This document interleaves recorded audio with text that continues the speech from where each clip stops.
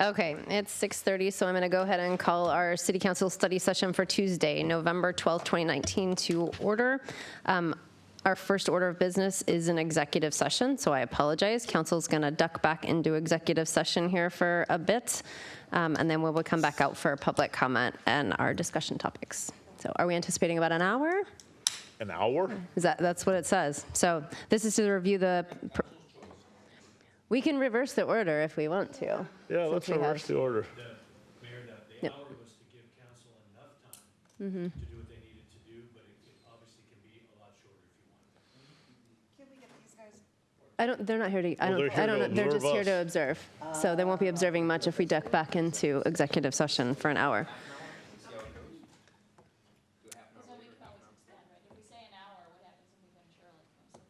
Well, Oh, we yeah. have, yeah, it's just public comment after that, and it's nothing that we have a public hearing or something that's on a press particular. All right, let's see if we can get it done in 30 minutes. Is council amenable to that? Or less. Or less? Okay, so this is to review the performance of a public employee pursuant to RCW 42.30.100.1G. Is there an extra zero in there? 010. Okay. Yeah, the number's wrong on there then. Okay. Yeah, unless you want to. Very shortly. So our first order of business here is public comment. This is an opportunity for the public to address the council, 3-minute limit per person or 5 minutes of representing the official position of a recognized community organization. If you would like to show a video or a PowerPoint, it must be submitted or emailed by 5 p.m. the end of business day to the city clerk, Melanie Anderson at manderson@sammamish.us. Please be aware city council meetings are videotaped and available to the public. First, I have Jennifer Coombs, followed by James Eastman.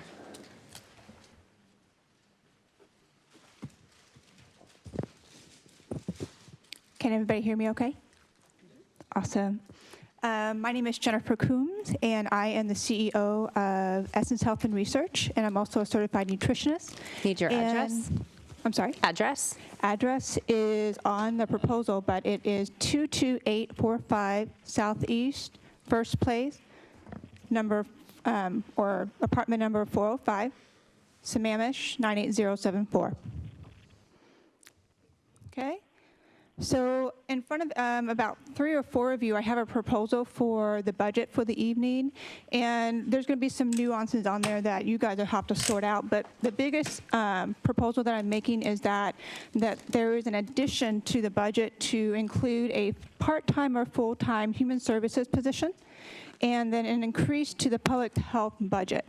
So, and please, I apologize for a couple of typos in there. I had to do this within 30 minutes right before the meeting. So I'm going to go ahead and read this. There's Pam, Christy, and Rick, and then over here in the city staff have the copy of this, and then it will be emailed to all of you.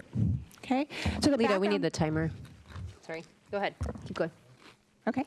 So the background of this is that essentially this budget that's been presented this year for so far has more expenses than the revenue that's going to be coming in. So essentially there's no room for anything extra. But we do have a revenue, or we do have a surplus. And so this is where I've made the proposal to come out of that surplus. So the current surplus is about $38 million, or a little bit more than that. And then the city has a mandatory 10% reserve of $4.5 million. And then the city manager has recommended a reserve of $16.5 million, I think. Okay? We have a $38 million reserve, correct? I think. So basically we have more money to work with in the budget. So you guys are kind of work that out. Right? So basically what I'm trying to propose here is that we add a human services position to the current team that you already have. And if you flip through the proposal, it has the budget for the human services, and then it has the budget for the wellness programming, and then it has the budget for the public health. And the public health budget fund is about $17,000 a year. And then it looks like you only have one human services position. And then you have a wellness budget that's relatively pretty small. So what I'd like to be able to propose here is that in addition to the current budget that's being proposed, is that we have either a half-time or full-time position being added to the proposed budget. And I've said basically what that income could be. It's on towards the end of the first page, that position could be anywhere from a half-time position being a salary of $20,000 a year, or a full-time person who is earning $40,000 a year.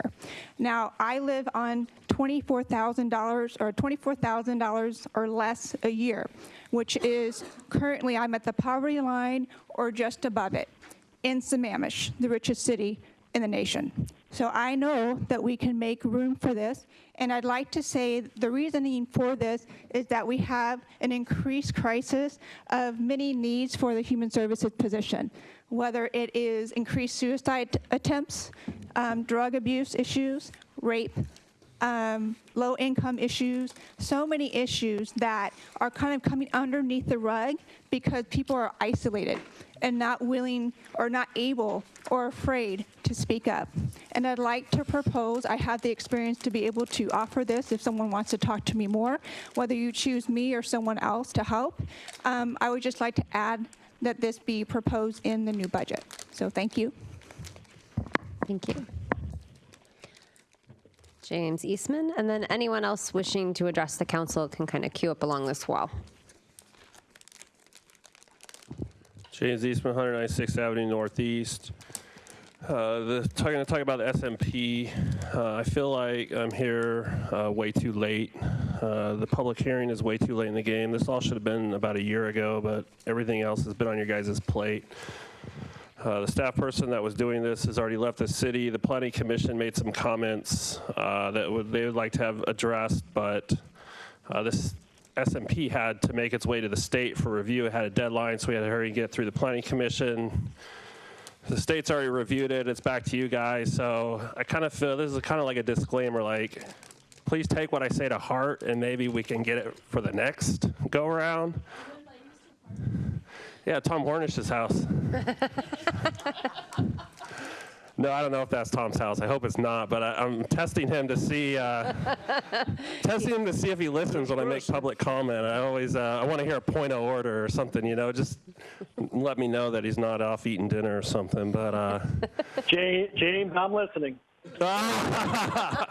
Excellent. I think another thing that we need to do before we do this SMP review is actually have Tom take us out on his nice speedboat there and actually look and see what we're looking at. But this is a lot of what you'll find if you drive the lake. I mean, I envy these people. These are $3 to $4 million houses, and it's a party. You got massive docks and diving boards off into the water and patios all the way up to the water. I mean, I would, if I had that much money, I would buy one of these up. But it also creates a lot of envy and a large divide within the city, the haves versus the have-nots. And on the other side of all these houses, you have a trail that's all being redone and replanted. So it's only a matter of time before all those houses that are behind there are not going to have a view of the lake anymore because that trail is going to get replanted with trees and it's going to block the view. And I'm going to talk a little bit about that today. The next slide. This is a picture of just directly across the lake, probably 50 feet up, third story, of a house directly across from the lake that used to have a view. And as you can see, trees are planted, I don't know, 2 to 3 feet from each other, maybe even closer. They're rapidly grown, and now the view's gone. Talked with the Planning Commission about this. It's in our comp plan. They talk about view corridors and views and maintaining them, but there's nothing in our code that maintains them or preserves them. So ultimately, you have the haves that are on the lake with their unobstructed views, and then you have hundreds of people that have a view now that their views are slowly diminishing as these trees grow taller and taller, and as they're more like hedges. They're not even just trees planted. And I get that they block the sound and they keep people from the trail looking in, but it also blocks a lot of views and diminishes property values on the other side of the parkway.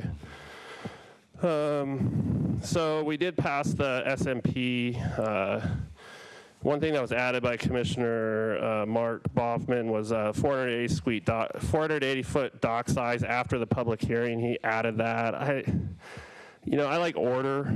I don't think it's a big deal to rather than have a bunch of boats that are just out there on the water on a buoy that have to be fueled by some guy swimming out there with a pump and pumping his boat up with gas. It would be nice to allow them on lifts, even if we go over 480. Like you guys to consider a public-private partnership. The YMCA was wildly successful. You got to fix a few things, but why not have a beach club where people can get down to the lake if they want to, like Mercer Island does? Also, if we could create some view corridors, I like to drive the lake and see the lake. That's diminishing people across from the lake, up the hill from the lake. That's part of their property value. They want to see it. So, James, can I get you to wrap up? If we don't do that this go around, next go around, if we could make it a priority because it is in our comp plan and it does affect the residents. Thank you. Thank you. Anyone else like to address the council this evening? Okay. Seeing none, we are going to move on to our first discussion topic, which is the city manager's proposed 2019-2020 mid-biennial budget adjustment. Mr. City Manager. Thank you, Mayor, Deputy Mayor, Council. Welcome this evening. It is the time to discuss mid-buy. So with that, we have our finance department here, and I will turn it over to Aaron to start the PowerPoint and presentation. So, Aaron, thank you. Hi, Aaron Anton, Assistant City Manager, Director of Finance and Risk Management, and I have with me Chris Giannini, our Deputy Director, and Lori Weil, our Senior Budget and Rates Analyst. So this is an optional process that's allowed by state law. So we're governed by Revised Code of Washington 35A34 for our biennial budget documents and process. And in that process, the city manager can recommend a budget modification after it's required to do a review, and then it's optional whether a modification is proposed. So that's what's going on today is a modification to the budget that's the city manager is recommending. So we're going to discuss what that includes and kind of remind where we were with the current budget that's in place for 2019 and 2020. Some other process points are on the slide that you can refer back to that have been occurring throughout the year as we move forward.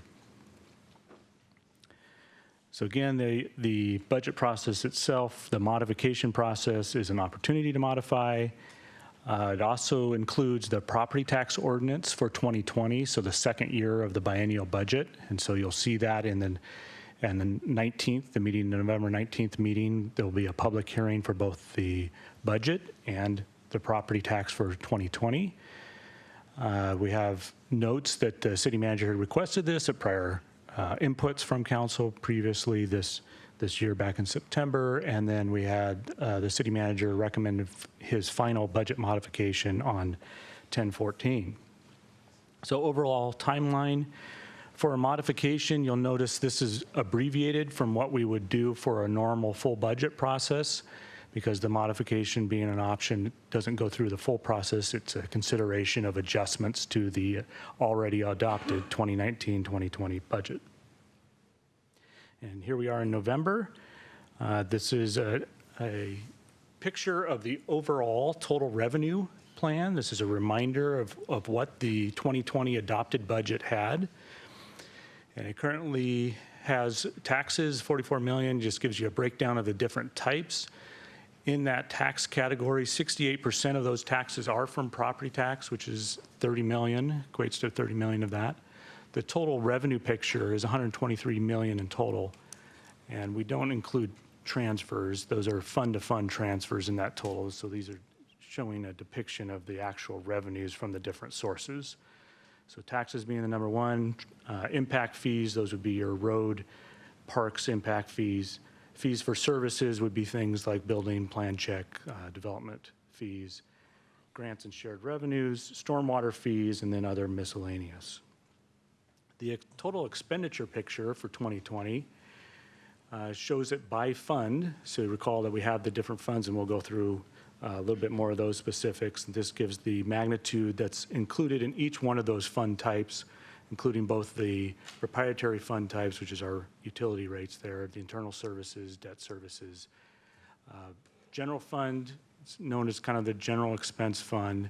That's the largest source, the 39 million of expenditures there, with capital funds equating to 24 million, so two biggest fund types. Always include the definitions of each of the funds as well as the nomenclature on the numbers, so that when folks are looking at the details or the line item details that are included with the packet, they can cross-link those. So they can see that the 300 series funds are the capital funds, the general operating funds are the general fund and the street fund. Those are fund numbers 001, 101. Those are examples, and this just kind of serves as a legend of those different fund types and fund numbers. Again, this is governed by the state system, state reporting system. Budgeting, accounting, and reporting system are referred to as BARS. So that's an audit compliance to comply with that. Here's an overall org chart of the different funds that exist within the city's fund. Again, color coding it so you can see the different categories. So the green boxes there, the capital funds, the blue are the operating, and then proprietary funds, and the blue being the operating capital pieces of each of those. So here's the current table that we have in existence. So this is our currently adopted 2020 budget, just the 2020 only of the 1920 period. This shows at the end of the day the beginning fund balances, the revenues by fund category, expenditures, and then the ending fund balance for each one of those funds. So the top line there, general fund, the 001 fund account, you can see the 21 million starting beginning fund balance for the 2020 period. That's the estimated balance going into the period. Revenues of 44 million, expenditures of 48 million, resulting in an ending fund balance budgeted of 17 million. Again, keep in mind those are estimates, obviously, because we're in 2019 and we're looking forward at 2020 as the adopted plan, so that's what's estimated to occur during that period. So going down the line, you see all of the different fund types and the fund numbers associated with those and the amounts of revenues and expenditures, adding up a total for all city funds of the 38.7 million in any fund balance. The other thing to highlight here, total revenues and total expenditures, the 80 million in total revenues during the 2020 period. That's the estimated projected amount and budgeted. And the expenditures that are authorized of 98 million. So there is a spending plan of 18 million more than what is coming in during that period. Of that 18 million, 5 million is in the operating funds and 13.6 million is in the capital funds. And you normally do see a sway in the capital funds as capital projects occur. So as you build up savings for that capital fund and the revenues associated with happen, and then the actual capital project is built, so that in a particular fiscal period, such as a one-year period, that can result in swings in the capital funds. The other item that makes up the total 18 million difference there is the utility fund, the stormwater proprietary fund, 408 and 438, and that's about 0.7 million. They're actually building reserves, as we know from the rate study that was done several years ago, while they build up for the capital projects that are needed in the stormwater rate utility. So here's what's recommended after the city manager looked through the different requests from departments, and these were screened through. So the expense area is listed on the left, so just general area requesting. The description in the middle categorizes it either as a one-time or an ongoing expense. So the asterisk is for the ongoing, the double cross there is a one-time expense. We like to track the category of costs. And then the resulting impact to the ending fund balance. So these are the different elements that are adding up by those areas. I don't know if there's any questions on these particular. I'll just move through all of them, and then we can come back for questions. Okay. So these are all the different general fund requests. So moving again through the different department areas, community development, recreation, parks maintenance, adding up to a total general fund request of $446,400. And that is going to be partially offsetted as recommended by the 1% property tax increase, which would amount to $290,000. And we'll see these numbers a little bit later as well. So expense increase of 446,400, offset by 290,000 of revenue. In the other fund areas, there's the street maintenance fund, which resulting impact of fund balance is 49,000. The stormwater fund, 10,800. The equipment rental fund and the fleet replacement fund, resulting impact there 44,700, and that's an increase as a result of some delayed replacements that are going on. So the expense doesn't occur within the period, it's delayed to a future period. That results in an increase in fund balance for that particular year. So in total, all of the items on this page are adding up to the 15,100 additional expense. The only other fund to talk about is the IT fund, which is also its own separate internal services fund, and the total there resulting from these 5 items that are increasing, 120,100. If there's any particular questions on IT, we have Jim in the back as well that he can answer those if we come back to those. Moving on to the capital funds. So general capital funds, we had some maintenance operations center improvements that were desired, and those were to be paid for. You see the line item listings here, as well as the City Hall CCTV cameras. And we're going to transfer from the 2019 contingency to pay for those. So that'll net out the total 1,265 in the general capital fund. Parks capital fund is requesting an add for the upgrades and ADA access to the rear Freed House for 250,000. And then there was actually a revenue increase to the Parks Fund of that 180,000 that was approved as part of the King County Park Levy. And then transportation was a accounting correction we were making from the carry forward adjustment that was done back in June.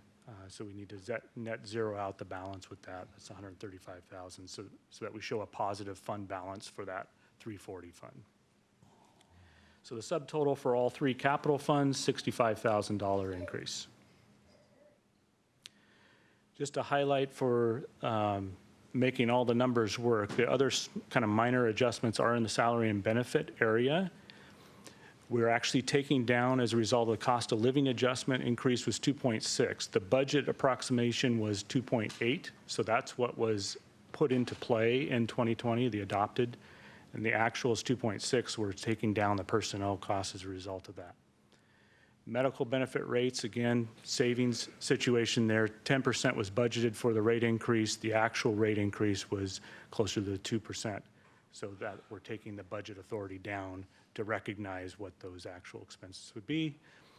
So a net decrease across all of those personnel funds, $16,900. So subtotal of all the adjustments, and that's with the 1%, is the $209,700.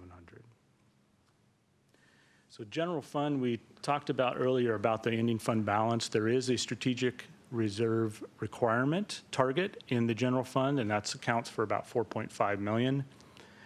The 16.8 million that's budgeted meets that requirement and then some. So that's what that is checking to come up with. A reminder, as we're looking at all of those reserves, so it was mentioned the 38 million plus in reserves. All of those are in the 2020 period, but you're looking at some things that are coming down the pike very soon, both in 2020 and 2021, 22 as we go on. These are some of those large areas. You have 6-year capital plans, both in the parks and the transportation arenas. You also have a pavement overlay program that's in the street fund, and that's at 3.5 million a year currently. It's the funding level for that. There's a facilities capital improvement plan, and that's around an estimate of about 40 million. That's a plan that's not yet adopted, but those are the early estimates for that plan, and so that's the number there. And then an information technology capital improvement plan that would be put together as well. So those are just some other things to keep in mind in what would be coming up in the 2021-22 budget discussions as we get there in the future here. So with all of those adjustments as recommended, the total ending fund balance, $38,573,542 for all funds. That's a decrease of $209,700. And then those notes reconcile back to the earlier page just to show you what's happening with that same offset of revenues and expenses. So some questions to consider. This is based on a review of the recommended budget increase by the city manager.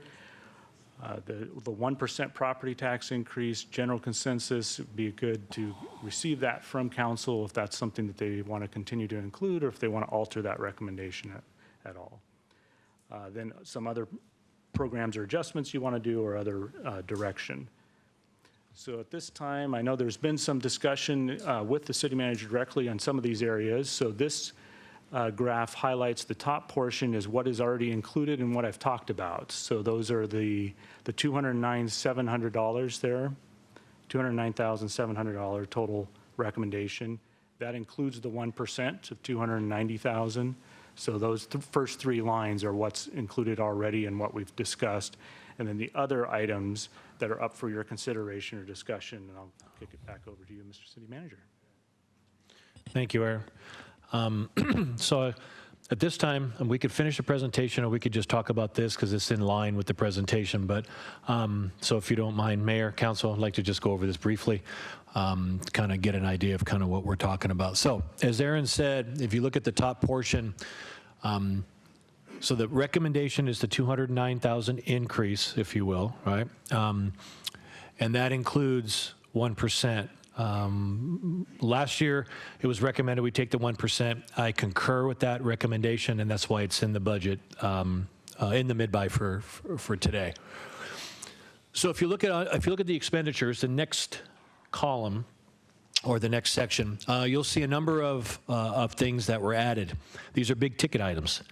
The reason why they were added is I had some councilors ask me to put these on the agenda or put this in the mid-buy so we can discuss it.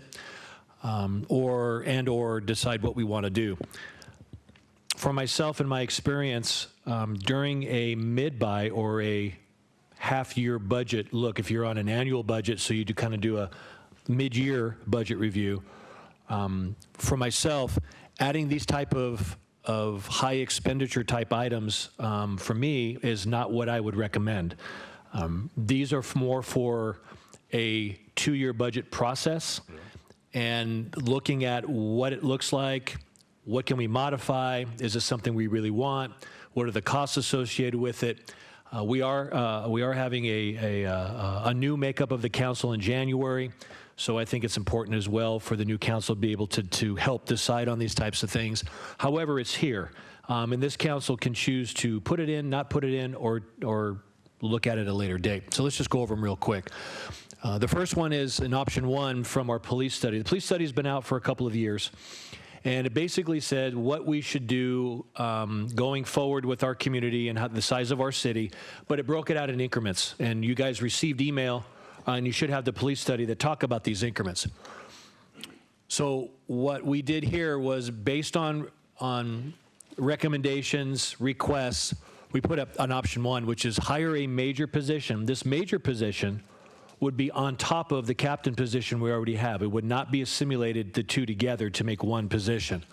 So hire a major position, 2 patrol officers, and tech. And what tech is, according to the study, it was about $25,000 worth of, I guess, just kind of operational equipment just to make this happen. So that tech is 25 grand.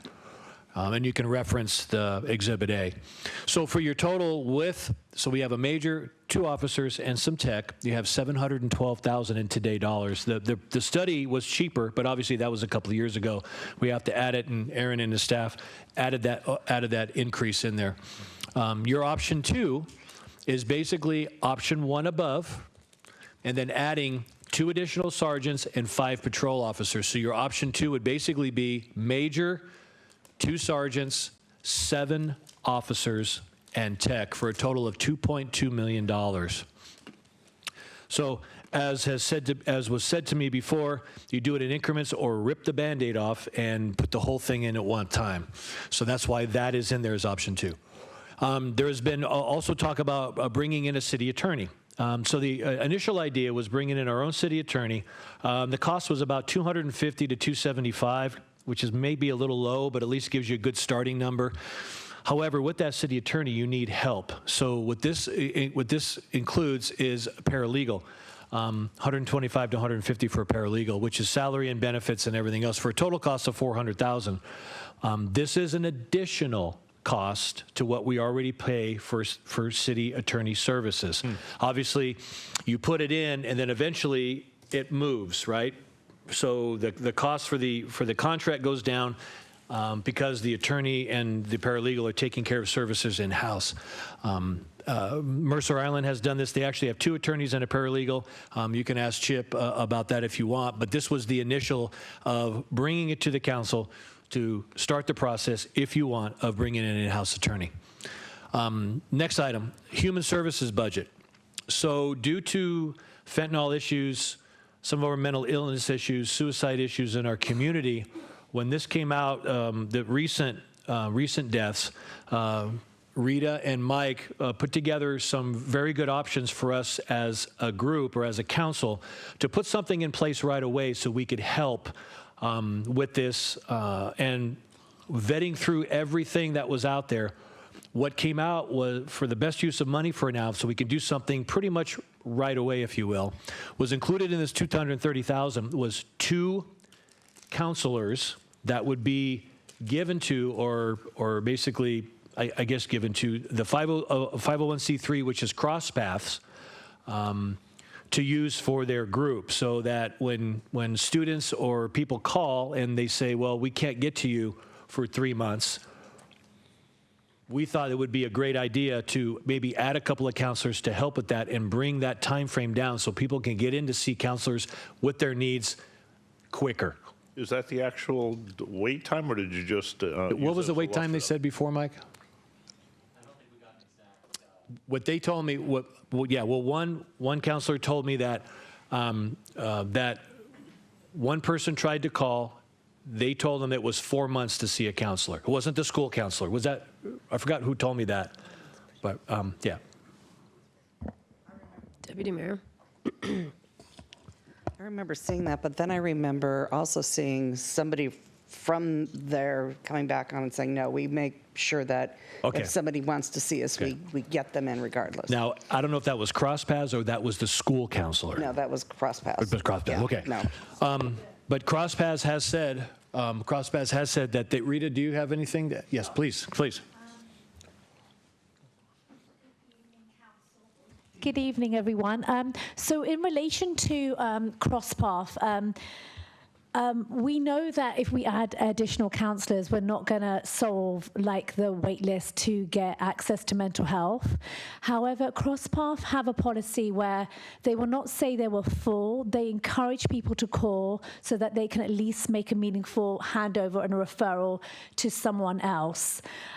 So we came up with 2 full-time counsellors by convening CrossPath, Friends of Youth, and Youth Eastside Services, and we discussed the most meaningful way that we can make as much impact within the community, and that's where we have the 2 full-time counsellors. Okay. Thank you, Rita. Also included, each counselor is about $85,000 apiece. That's $170. So the rest of this would be a part-time admin assistant for Rita. In her department, that was also included in this $230,000. And then, Hold up, we've got another button on. Councilmember Stewart. Yeah, so just to confirm, so while you may not be told that there's a wait list, what I'm hearing, if I hear correctly, you are saying that the community does not have enough counselors to see the people in the time frame that these counseling agencies would like to get people in to see. Is that what you're saying? Yeah, I mean, there's an absolute shortage, especially up here in Sammamish. Oftentimes, people have to go off the plateau to seek resources. So this would be, they will only serve Sammamish residents. It will be to teens, middle schoolers, and families. Thank you. Councilmember Valderrama.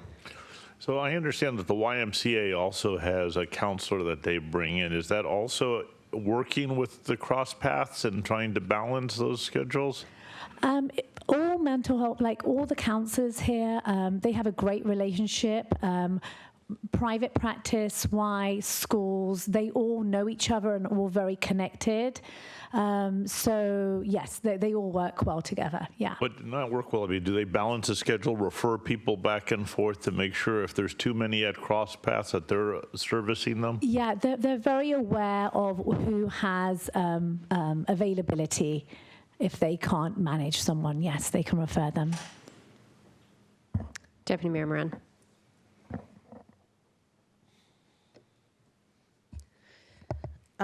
So was this brought through the Human Services Commission? So do they know this? Is this what they recommend? We actually discuss this with all the providers, and they are aware that we're bringing this to council. The providers are, but Human Services, is Yeah, this? the commission. Was the commission involved? They weren't involved in this actual process, no. Rita, I have one additional question here, because my understanding as well is that there is availability for the counselors. The problem is not the availability, it's when the availability exists, which is during school hours, and no parent wants to pull their kid out of school to go seek counseling. So there is availability, but it's the windows is what I had heard. It's after school. That's when they're all booked because the parents don't want to pull their kids from school. Right. I do know that CrossPath has 4 counselors, and they're all to the max. And so During school hours as well? Yeah. So Okay. they're all maxed out. Yeah. Okay. No more lights. Okay, thank you. Okay, so, and then it brings us to our, basically to our last one. And it's add a community meeting support facilitator. And the reason why we put that in here, and your example is a CSO, staff, contract, et cetera. When we had the linkage meeting with the Issaquah School Board and superintendent, there was some talk about putting in place a CSO, and that's part of the police study as well. But what do we really need? Do we need a CSO, or do we need some type of other facilitator? Do we need staff? Do we need contracts? So that's why we put it in here as a community meeting support. And then what's the best fit for that? And so we put in the price of $150,000 for that. That's salary and benefits. So that's the expenditure. I want to add on the back of the top where you see that $564,000 for operating fund expenditures. That could be a whole lot higher. We went through the staff's budget. I know Parks and Rec need quite a bit more money, especially with the other 50 or 60 acres of parks they're taking on and the upkeep. You did see that that one slide, excuse me, about all our needs and desires, 40 million for capital, 130 million plus for roads or for transportation and some of the other things. So part of this money also included about $1.1 million of extra staff, 8 positions. There's one position put in here, but that is half funded by grant funding, and that is your community transportation coordinator. That's the only position we left in there because it is halfway funded by transportation. So the cost to the city would be $52,100. Our portion of that, and that's a 2-year contract. So you got $1.1 million in extra employees, which we have a breakdown of what staff wanted. But when you look at these expenditures here, you really have to put a good use to the money and what's really pertinent at the time.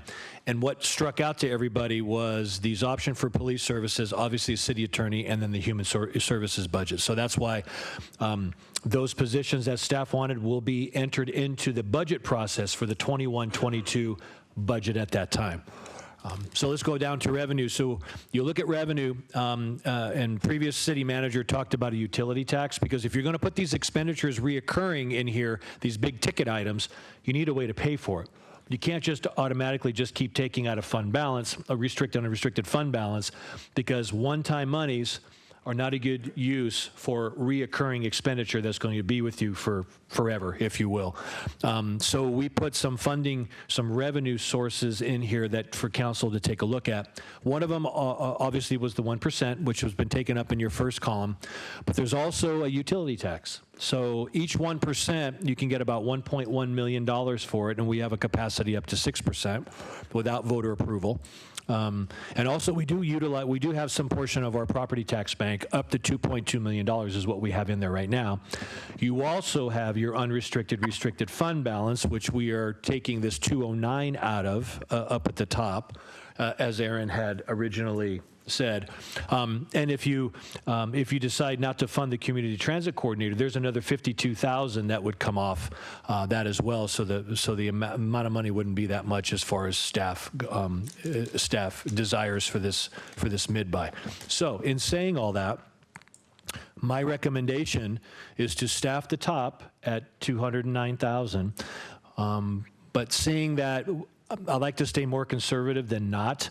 And especially with new council, what we're talking about, what that police study is going to look like going forward, city attorney and the costs and all the other stuff, the human services budget, we would like to do something, but we also want to be frugal about what we do and make sure we put the right mechanisms in place to take care of the issues that we have.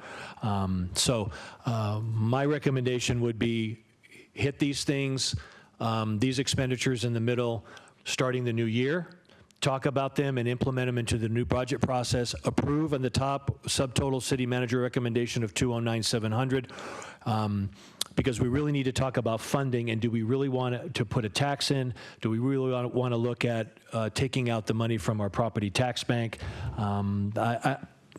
If you pull money out and it can't go back in, sometimes I have a problem with that, especially with the $40 million of capital and the $140 million worth of transportation needs that we have, et cetera, et cetera. So long-winded, I'm done. That's my portion, that's my slide, Mayor and Council. Deputy Mayor Moran.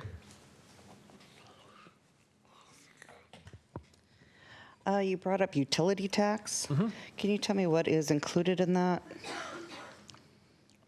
Is it? Aaron, Based on your estimate, which utilities? Is water? I think that's where she's probably going to go. Yeah, that's exactly where I'm standard going. utilities. Is right. water included in that? This is just an estimate. We looked at other cities and what they collected in utility tax, and their rates are all over the place. Some charge 6%, some charge 1%.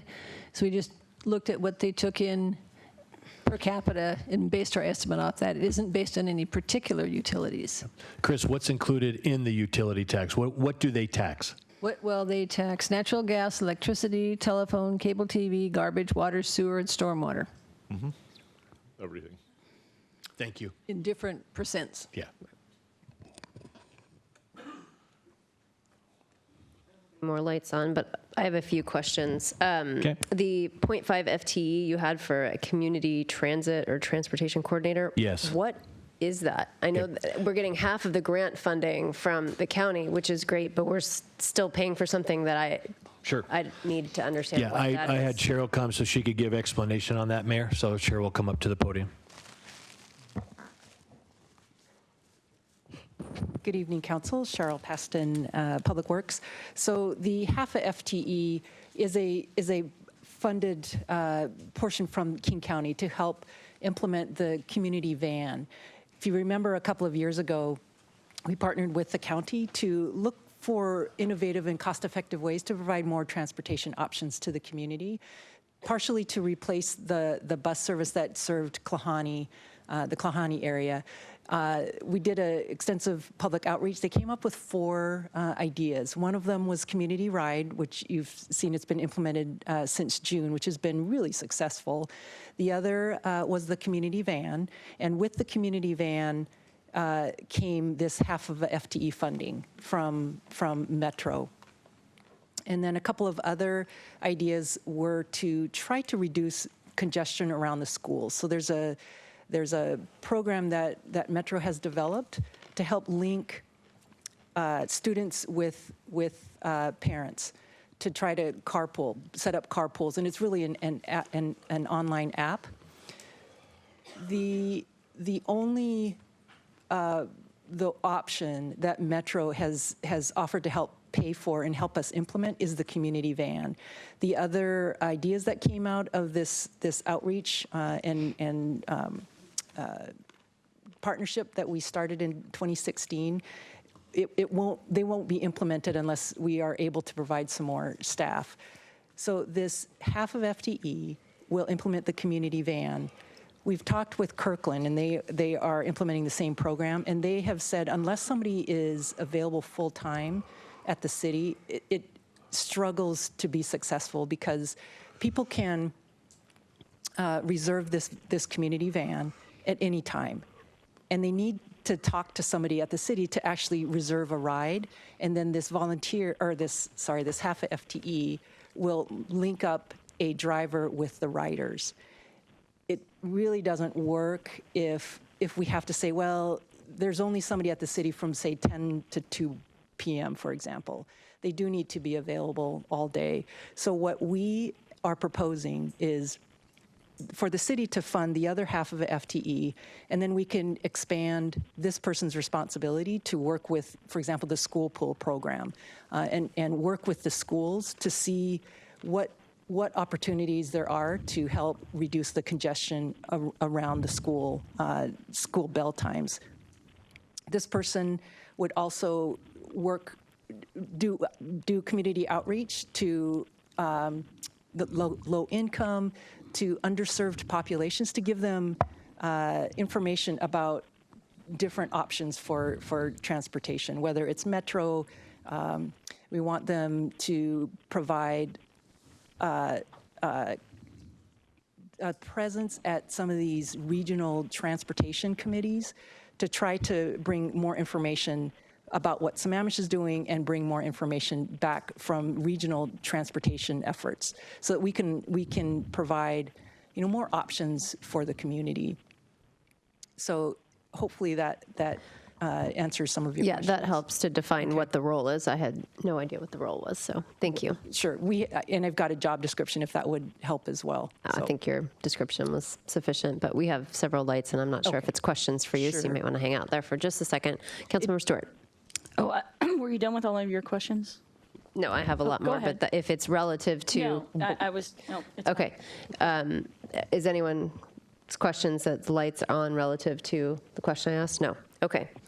So let me circle back. Hold on. I'm running through my notes here.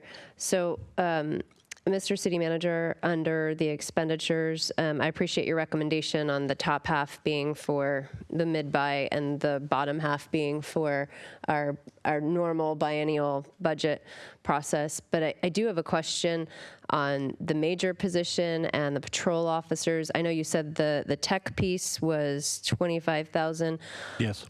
I guess I don't understand what the major position is and how that links with our chief, which is in the captain position. Is that correct? Yes, right now, our current model, we have a captain who is our police chief. In talking with the sheriff, I did not get, and Chief is here. You might want to come on up, Chief. I did not get from the sheriff what happens if we put a major position in and we don't eliminate the captain. Some agencies have what they've done, they put a major position in and absorb the captain into that major position to help pay for it, right? So you have a major, sergeants, and officers. Our model was to put a major, keep the captain with the sergeants, and then police officers. So I did not get that, but I think the chief can explain that for us. So. Yeah, push a button, Michelle. Okay. So the reason why the major is in addition to the captain is because of the rank structure. So per guild and PSPMA contract, you can't have sergeants reporting to a major. Okay. There's a chain of command where the captain reports to the major, the sergeants report to the captain. So it'd be a violation of our guild contract, taking work away from captains. I don't know if that makes sense. It's a guild issue. The part about the major is generally with our contract cities in the past, when the city reaches a population of 50,000 people, they go to the major model based on population and workload. We're at about 64,000. We're the largest population contract for King County contracting cities. I think Shoreline has about 55,000. Okay. They have a major model. Burien has 49,000. They have a major model. So the police services study, what that did for us was show us the workload pieces. And so the consultant came in and spoke with everyone from our admin assistant to our officers to our sergeants to me and looked at our workload And that was the outcome of the study.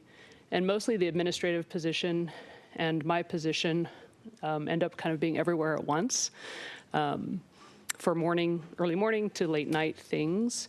And so a lot of my workload, I've tried to divide some of it up to my administrative sergeant, Sergeant Elias. But Sergeant Elias is actually supposed to be our detective sergeant and our ancillary patrol day shift. So there's work she's not getting done because she's busy basically helping me, which isn't fair to her either. And it's a level of service issue. So truly you could say we're just, as a police department, we're not going to partake in these community events, and we're not going to partake in some of the special events or special meetings or Youth Eastside Services breakfasts or whatever else. I mean, there's a host of events that we participate in, which was something that the city council, when I came on, wanted, was police participation. So certainly you could cut all of that out and perhaps get by with a captain, but you would be diminishing those services. So, I mean, really that's something up to you, what you want to see. Generally, in the past, the sheriff's office has tried to kind of take a stand and say, hey, you guys are over 50,000 people. You need to move this way. They were trying to do that with Kenmore, who's at that 20,000-ish mark where they're supposed to go to a captain model. I don't think the sheriff is into really pushing those things because we want to make sure we're good customers. So if there's any other questions I can answer, and I looked at your community meeting support facilitator, or CSO. Certainly that could be under Human Services Commission. I think it's an important position. Last year we put $20,000 in the budget for a Citizens Academy that we were going to run in the police department, but we didn't have anybody to run it. And that's part of why the CSO position was housed and embedded in the police department, because we do a lot of community type programs. The fentanyl, good job, Rita and Mike, by the way. The fentanyl community forum that we had on November 7th, that would have been a perfect, we actually had a volunteer do a lot of the legwork for us on that. Thank God we had her. We're not going to have her forever, unfortunately. So coordinating those types of events, or in the Healthy Communities Coalition, my fear is if my promotion leads me elsewhere, which it's supposed to, that's just going to go away. And that's, a labor of love for the last year and a half, 2 years to bring community together. So again, these are things that it's really up to what you want or what you desire for the community. And we're here to serve that. So. Michelle, can you tell the council, right now we have a captain, that'll be our chief of police. If the major position goes in, major captain, who becomes chief of police? The major is the chief of police. Okay. The captain would, so it'd be sort of like the major is now doing all of the things of the community meetings. I must go to King County Chiefs meeting, Washington State Police Chiefs and Sheriffs meetings, King County contract meeting. I mean, the meetings go on and on and on, and then all the community events.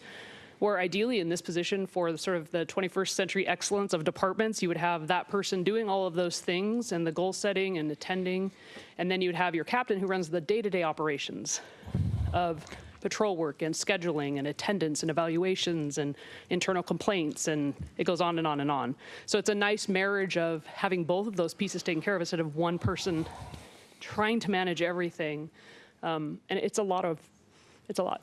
And our administrative assistant has no relief either. So she feels bad taking an hour off to go to the dentist because the city's going to be uncovered. And, that's probably something we should address. So those were the two main things found in the police services study. Thank you. Thanks, Mayor. Okay. Councilmember Stewart. Thank you. I just wanted to clarify. So you were summarizing that in the $564,000, there was only a half of a person added, and that was that transportation coordinator position. All those other positions that you spoke of are not included in here. I just want to make sure that that was clear to the people who are watching. I know you and I talked about that already, but I just wanted to clarify that. Yes. So there are lots of other positions. There were lots of other asks from all of the departments. None of those are reflected here. Right. Okay. So I wanted to clarify that. I did want to ask a couple more questions. One question I have is around IT. So I didn't see any IT asks, and given that we had a rough start to the year, I wanted to understand, and I appreciate we don't want to add too much for mid-buy, but at the same time, penny wise and pound foolish is not a good plan. So I'd like to understand what maybe was asked for IT, but is not reflected here, and how are we making, without that at mid-buy, and I know we call it mid-buy, but, because we have a 2-year cycle, do we really want to wait another year before we implement some additional IT changes? I would hate to see us experience any further issues there. Sure. Jim Pomnick, IT Director. One of the reasons that there is no capital improvement ask out of IT for this mid-buy is simply during that event, when we rebuilt everything from the ground up, we have the entire infrastructure is brand new.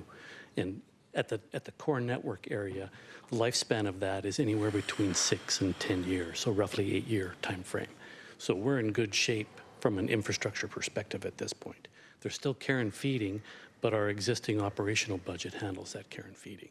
And does your existing operational budget also include, I know that we had, at least at one point in time, a website redesign in progress. Is that still happening, and is that already included in the budget? So the budget is still in existence. The actual internet redo is within actually the city manager's office budget, and it's still fully intact. Okay, great, thank you. Appreciate that. Okay. I'd like to understand a little bit more too about the, the in-house attorney. I know that's something that when we came on was something that we had batted around of having an in-house attorney and what that sort of, we take on the cost now, but we could ramp down the contract services over time. And I'd love to know what that sort of crossover point or where the payback period would be, because when we discussed it, and again, this has been something that has been discussed for the entire time I've been here, that while we can't have an in-house attorney do everything, because there are obviously specialties, and that's why we'd want to have a contract, and then if there are spikes, you have the contract to handle that, but an in-house attorney would be significantly less, kind of on a per-hour basis, than the contract attorney. So at some point, there's going to be a break even, and then we actually start saving money. Do we know what that looks like? We have models, right? I mean, you can look at anything. I mean, where's Chip? There he is. They did in Mercer Island. Our budget right now is, what, $230,000 a year, $235,000 a year basic. I think our litigation budget's $850-ish, right? For that, looking over $1 million. In-house attorney with the paralegal is $400,000. I don't know with having one attorney and one paralegal. When you look at the graph of where now the expenses are coming down from your consultant, and then you're utilizing what you're paying the straight salary for the annual. Chip, do you want to address just a little bit of that as far as what you saw in Mercer and in the couple of years that you guys did it, just to give the council just a general idea? For the record, Chip Quarter, your Deputy City Manager. Mercer Island experience, we had a city attorney, assistant city attorney, and a paralegal, so a 3-person staff. I don't recall the cost off the top of my head, but personnel cost should have been $550-ish, okay, plus you take some additional IT, legal research, and other costs, and that'll push it up to at least $650 off the top of my head. Now, keep in mind, and what you need to understand is that excludes outside legal counsel, which we were able to drive down to about $30,000 a year. Wow. So significantly down, because those 2 attorneys and paralegal, they handled all contract-related issues, including public works contracts, all HR issues, all development and land use-related issues. Those are the 3 major areas you want your attorneys focused on. They also handled all litigation for the city that was not handled by WCIA. All right, except for really specialized legal stuff. So, for example, when Mercer Island sued Sound Transit, we needed to bring in some heavyweights to handle that specialized litigation. So our experience, if I were to estimate what was our annual savings when you factor in the regular legal costs and outside legal costs, I would estimate conservatively at least $200,000 a year. Okay. Sorry, conservatively what? $200,000 a year. It would vary Right. depending on how much your outside legal you're really doing, but it was significant. So just, and I'm not going to hold to this, I promise, but just ballpark, if we're spending, it sounded like between 1 and 1.1 million a 1.1 year, if we brought these two people in, do we think we could break even in a year or two of bringing that down, and then we'll start to see savings on that thereafter? Here's my experience. And so you have a whole bunch of litigation stuff that takes usually 18 months, probably closer to 24 months, and it just, it weans down. You're never going to get rid of it completely. You always will have a certain amount of outside legal costs. For a city this size, I would assume roughly triple what Mercer Island was, so make it $100,000. Again, off the top of my head, don't hang too, Totally. That's not that's a rubber hook you're hanging your head on. Let me mention one other thing.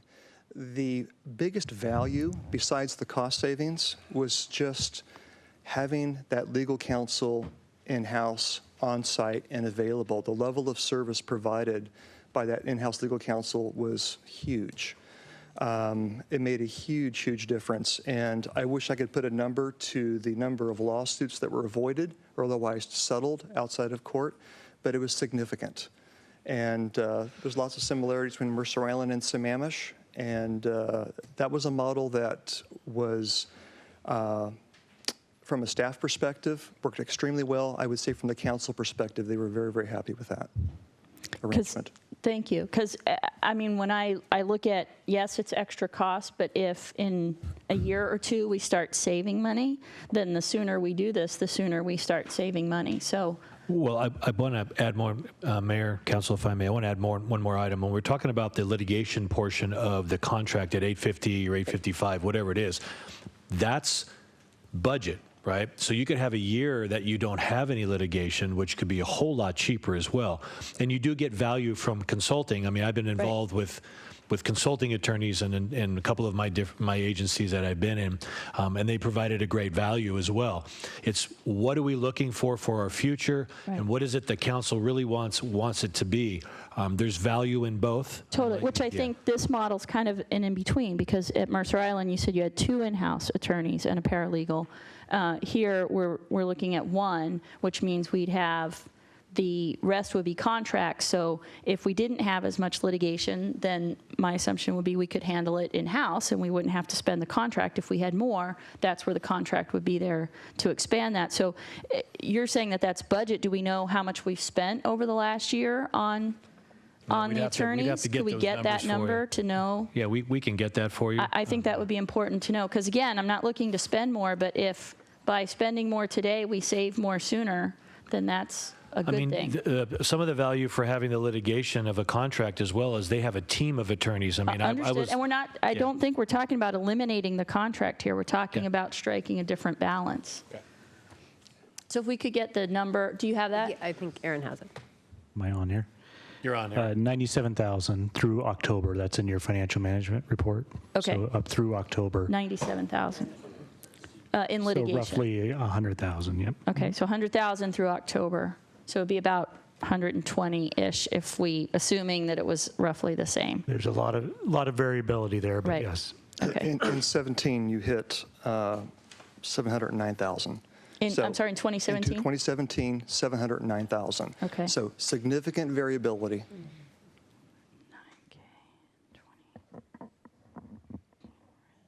Councilmember Stewart, do you have additional questions? The other question I had was, actually I do, sorry. When we did the urban forestry management plan, it was discussed that we don't have anyone on staff to do the tree inspection and enforcement for the code. I don't see anything on here that would correct that over the course of the next year. Is that something we should be concerned about? Is that something we would want to contract or something to make sure that we had someone to do that? Well, I mean, David did bring it up about we don't have the capacity or the employees to do that. And as this plan goes forward, yeah, we would look at staff. We did not put it, again, We did not put it in mid-buy, right? So for this, I mean, if David thinks it's essential that we get it tomorrow, then it's probably something we should look at. However, there's other departments that wanted essential positions as well, which we did take out because of your middle expenditure for the police study and everything else.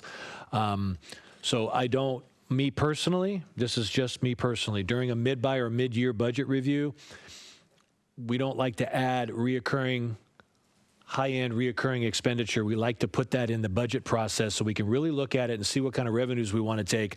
Because if you're going to talk about an alternative source of revenue, which is a fee or a tax or something like that, it's important for our residents and our citizens to understand what's that paying for? Yep. Has it been talked through? Is it part of our vision? Is it part of what we want to be and where we want to go? So that's why it's, in my opinion, it's better to do it during a budget cycle. However, you're the council. So, I mean, I can defer it to David to let him just throw it out there real quick and get his opinion. Hi, David.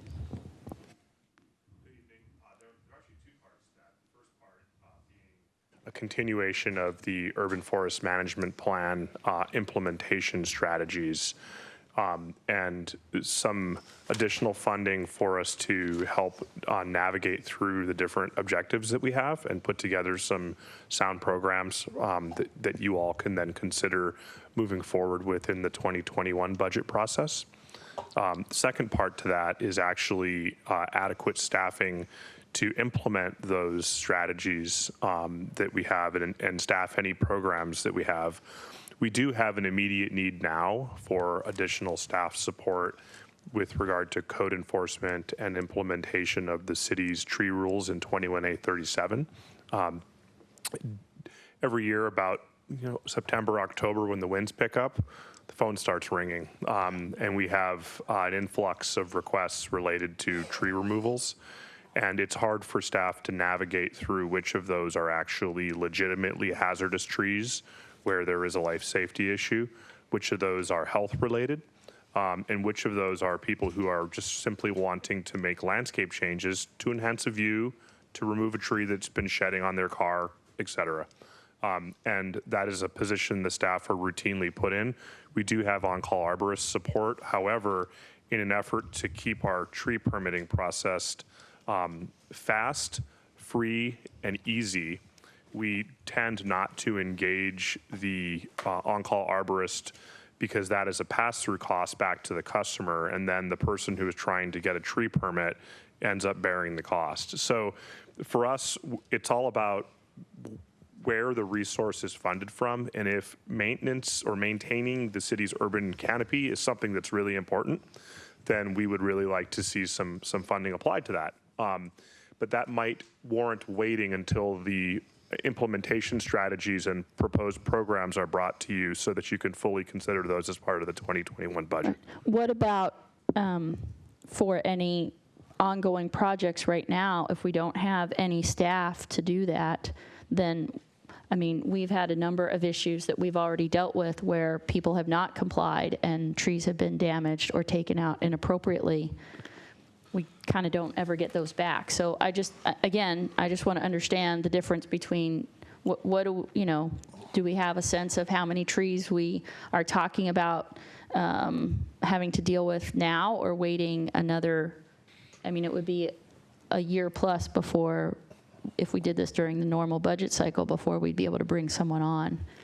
What's the cost of waiting, I guess, is really the question there. So there's really three levels of cost as I see it. The first level of cost is the low cost, and that is comprehensive training for all field staff. We've already been working on a program in response to some of the situations we've encountered with construction in various neighborhoods, whether a one-off single-family home or a subdivision. And what that is a program to uniformly train all of the externally facing staff that might encounter construction of some shape in the city. We want to make sure everyone's on the same page. This is what needs to happen. That's a pretty low cost. We can absorb that in our current budget.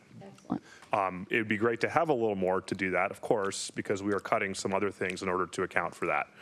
The second level is where we actually bring on board another staff person to serve sort of as a tree ombudsman, if you will, in the city, someone who oversees all of these conflicts we have related to trees.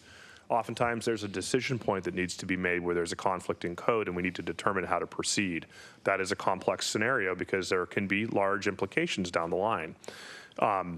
The third level is really where we're starting to fund programs, and that's really where the cost increase is significant. Adding one staff person, the cost is, depending on what level you hire them at, anywhere from, I would have to look to finance, $100,000 range, which includes the benefits that go along with the hiring of an individual, of a staff person. So my sense now is that we are already moving towards the uniform training of staff, and we have found a way to find the dollars to make that work. We're putting together a program. We actually were planning to bring that back to you, to present that to you as part of the city manager's report in the future. It's something that has taken a little time to bring everyone together, but it's moving.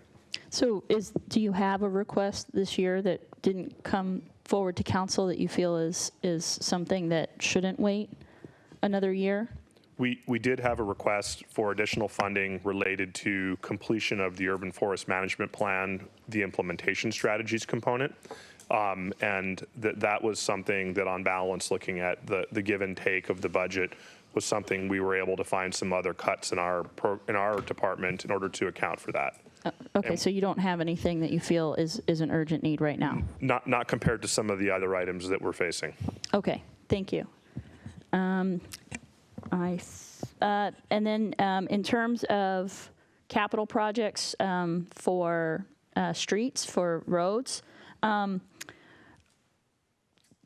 there's no additional asks for anything in terms of being able to complete the Sahalli Way study or design or doing any sort of studying on the intersection of East Lake Sammamish Parkway and 202, which was a conclusion coming out of the 202 study that was done by, that was funded by King County and the state, right? So are there any plans to work on that, and is that already funded, or they're not going to get done because there's no funding for those things?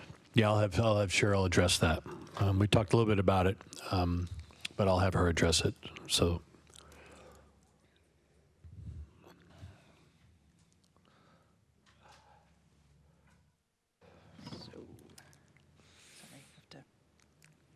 Glasses. So we are not requesting additional funding for Sahalli or the study at the intersection. Council added $250,000 to study the SR 202 and Sahalli Way intersection, and then you moved the Sahalli corridor up to next year, but actually we started it already. So no, we're not asking for additional. And is there any plans to do any work at East Lake Sammamish Parkway and 202, that intersection? That was not included in the scope. Okay. All right. Thanks, Cheryl. Thank you. Okay, Councilmember Ross. Okay, thank you. First of all, I appreciate keeping the list tight, the ones that you recommend, the items. So that's very positive. I am a little disappointed that all I saw is uppers. There should be some potential decreases. Every time you look at a budget, you should look at the bottom of your priority list.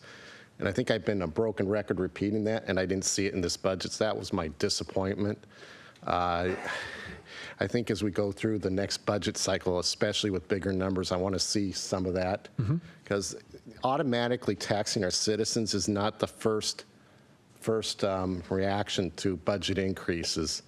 It is actually looking at what do we need to spend our money to provide the right level of service to our citizens, period.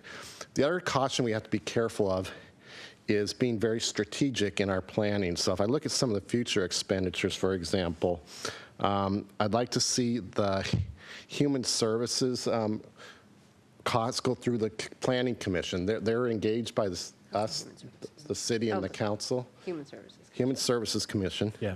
They will help us with strategic planning. Who pays for it?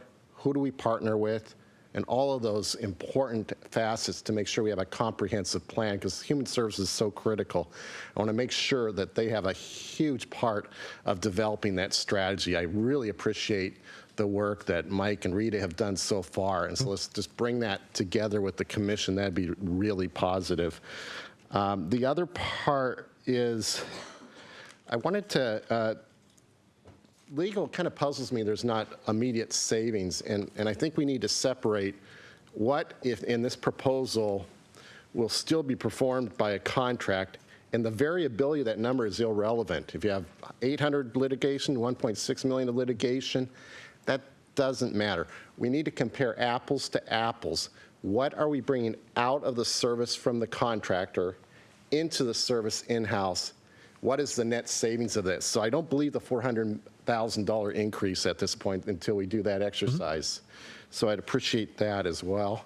And then finally, there's a lot of talk about the $38 million, and it's been called a surplus. It's not accumulated. It's accumulated funds over multiple years that accumulated that amount of money. And I heard the city manager state it very accurately. It's for one-time expenditures. So if you're going to hire or add a recurring cost, it's not sustainable because it'll burn down the reserves at some point. So we got to get, and then we look at slide coming up soon, and we got hundreds of millions of dollars of exposures. That $38 million is going to be vaporized very quickly in the next budgets going forward. So really, that $38 million, you might as well think of it's a big zero.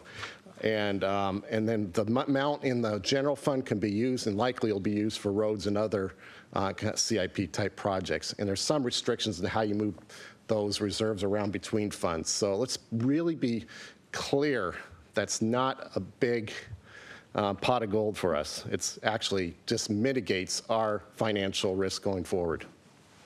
And that's it. Thank you. Councilmember Valderrama.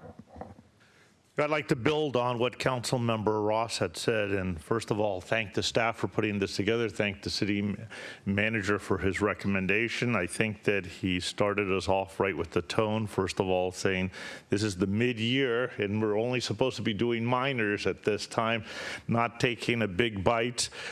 Taking into account what Councilmember Ross has just said about that $37 million, if we would go back to the Table A chart as proposed, if you can show that a second here, and go to the bottom there, and look at the notes. Proposed mid-buy 2020 has the city spending $18.2 million more than it is taking in. And so in this whole discussion, I think we're missing the forest from the trees.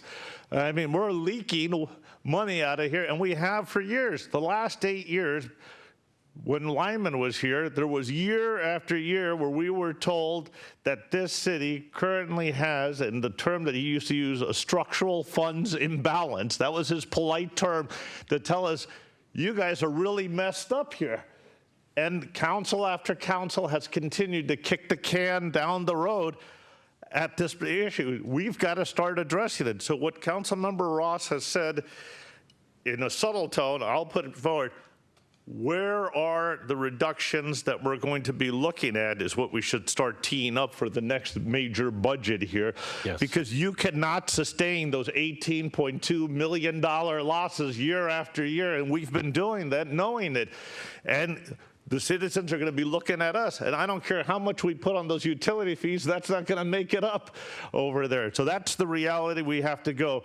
I think we're also not comparing and apples to apples or doing ourselves a service even on some of these recommendations. First of all, as was mentioned previously, we selected the Health and Human Services Commission based upon their experience, based upon their touch with the city, with the community organizations. So I'm very hesitant to go anywhere near something that hasn't gone through that commission to be looking at them. Second, on the police, I've argued, and every council since the city has been created and made into a contract city has differentiated itself from the other cities because of our bedroom community, because we're a contract city. We don't start matching ourselves numbers to numbers. The 50,000 threshold was passed before, even before we took Klahani, and we did not change our service model of police because of the 50,000. We're a different type of city. We don't have the type of commerce that Redmond, Issaquah, and others have, and that has allowed us to provide, in my mind, a better service, but a different service. Eastside Fire and Rescue came to the conclusion just last year that they were no longer going to be following those numbers of saying just because of your population, you're going to have more fire stations, and they've started to go out.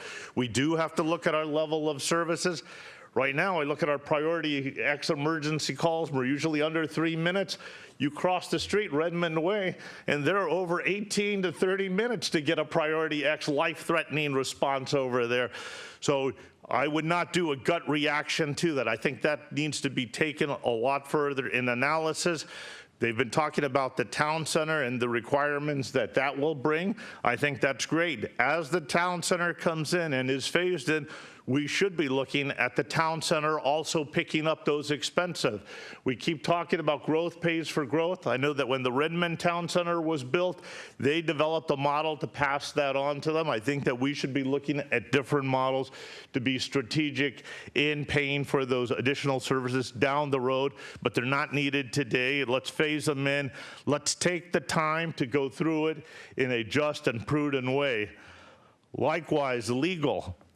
The legal issue here, a couple of years ago, well, first I should mention for the last 8 years, I've been begging the council to look at bidding those services out for competitive bid. Not to say that Kenyon Decent wouldn't win those services out there, but I think it is a good practice to continue to bid those services out. And I've been fighting for that. It's the last one left. All of the other contracts when I began have now been forced to competitive process. That, I believe, is the last one that's still left. I think it should go out. I disagree with my brethren here that it may not be cheaper. There was an analysis done about 2.5 years ago because of the litigations against our city and their bench that they bring in, and they have subsidized us. They have actually turned out to be cheaper than if we had brought it in-house. There was a study that was done. It would be worthwhile to have that done again as we look at different models to bid this out to firms or to consider it. But let's make sure we're comparing ourselves to cities that are like us. Mercer Island, in some sense, is similar to us, but they're built out for all practical purposes, and their litigations then don't have a lot of the same type of litigations that we have in our city. And it'd be worthwhile to look at that and consider that. Nonetheless, that's not a gut reaction to be able to do now, and that's something with the police, with the issues of the health and human services, and with some of these others that are put in there, that really the next council should be taking its time to look at. This is a midterm that we're looking at. Let's look at what is the minimal to do, and I would really like to see what are we going to reduce to start addressing that 18.2 million here, because when they look at me, I'm going to say, every time I was up there, I raised that issue, but damn, they're still doing it. Thank you very much. Deputy Mayor Moran. I'm gonna start doing that. Okay, so some of the same things that Councilmember Romero said, the human services issue.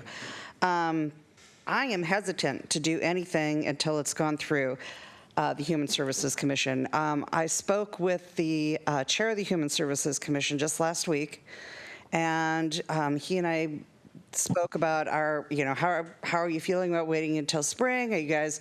And he said he is very much against a knee-jerk reaction on anything. They feel very comfortable in moving forward and coming to us in the spring.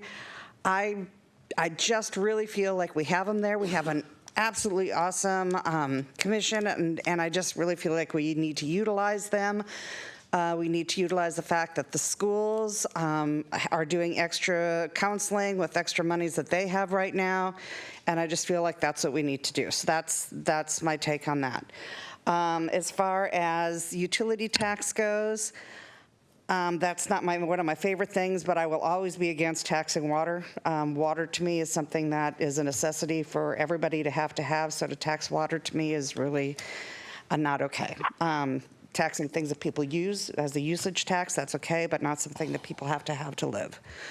Then we go to, and I'm just picked this only because I was just writing notes.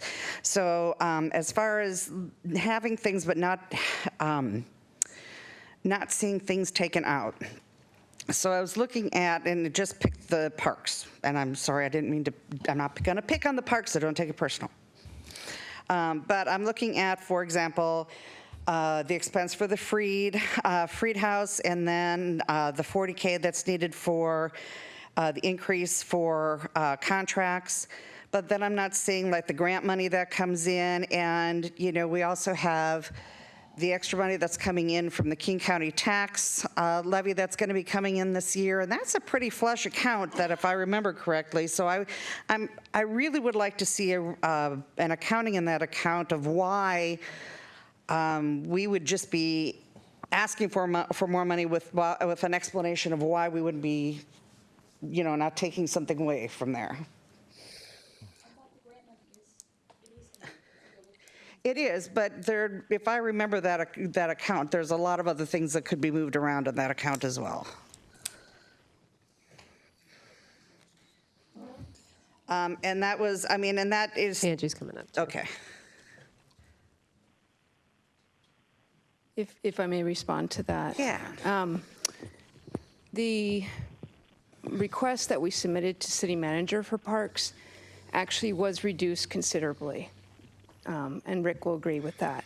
So we have had some very hard discussions about what we were requesting and what the city manager did move forward in the grant process. We asked for 2 additional maintenance employees because we will be taking on a possible additional 44 acres next year of new parkland.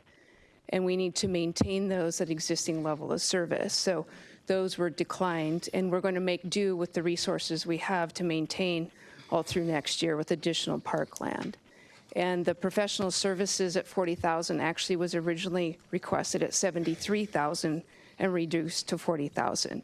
So we did do some trimming and cutting and reduction in the park budget. So I just wanted to share that. Right. Okay, so that this is just leading me to some of my other questions that I had.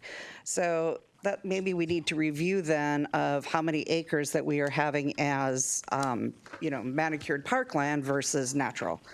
And the other question I would have is, or how much money we're putting away for purchase of parkland versus, there's just, I feel like before we can go out and ask for more tax money, I just feel like we need to look at all the avenues of how we should be saving money first. And that is, without looking at that budget, those would be the first things off the top of my head, because I'm not looking at it, so I'm not trying to pick on that, but those would be the first things I would think of. And so that, and I'm not thinking, I'm not trying to pick on your account, it's just the one that I know the most because of being on the parks board, so sorry about that. Right. But, that would be the same across the board, as I would expect. If they're asking for an increase, I would want to know, well, what could you decrease? Sure. Can you put me in the queue, Kristen? Will do. Councilmember Ritchie. Thank you. Obviously, thank you for putting this together, staff, for giving it the opportunities for us to look at this and making it relatively concise. Recognizing that this is a mid-biennial budget, the word that comes to my mind is what is emergent. What do we need to deal with right now? What are the issues in our community that are the things that probably shouldn't or can't wait until we have a new budget in the next year, a new biennial budget? And the one thing that jumps out to me, not that the other things aren't important, but the one thing that strikes me as more important than the others, even though we did not go through the Human Services Commission, is the increase of $230,000 to the Human Services budget. I think that is critical. I think it is essential. I think it is something that will not wait and would see a very rapid or an immediate return on the investment. That's not to say that we shouldn't go back through the budget process here in 2020 when we build our new human services budget and everything else. But that is the one component here that I think is, to me, screams something we should do something about right now. And again, I do recognize that it could have and should have and will eventually go through the Human Services Commission, but I don't know that we should wait. I think we shouldn't wait, and I think we should do that one for sure right now.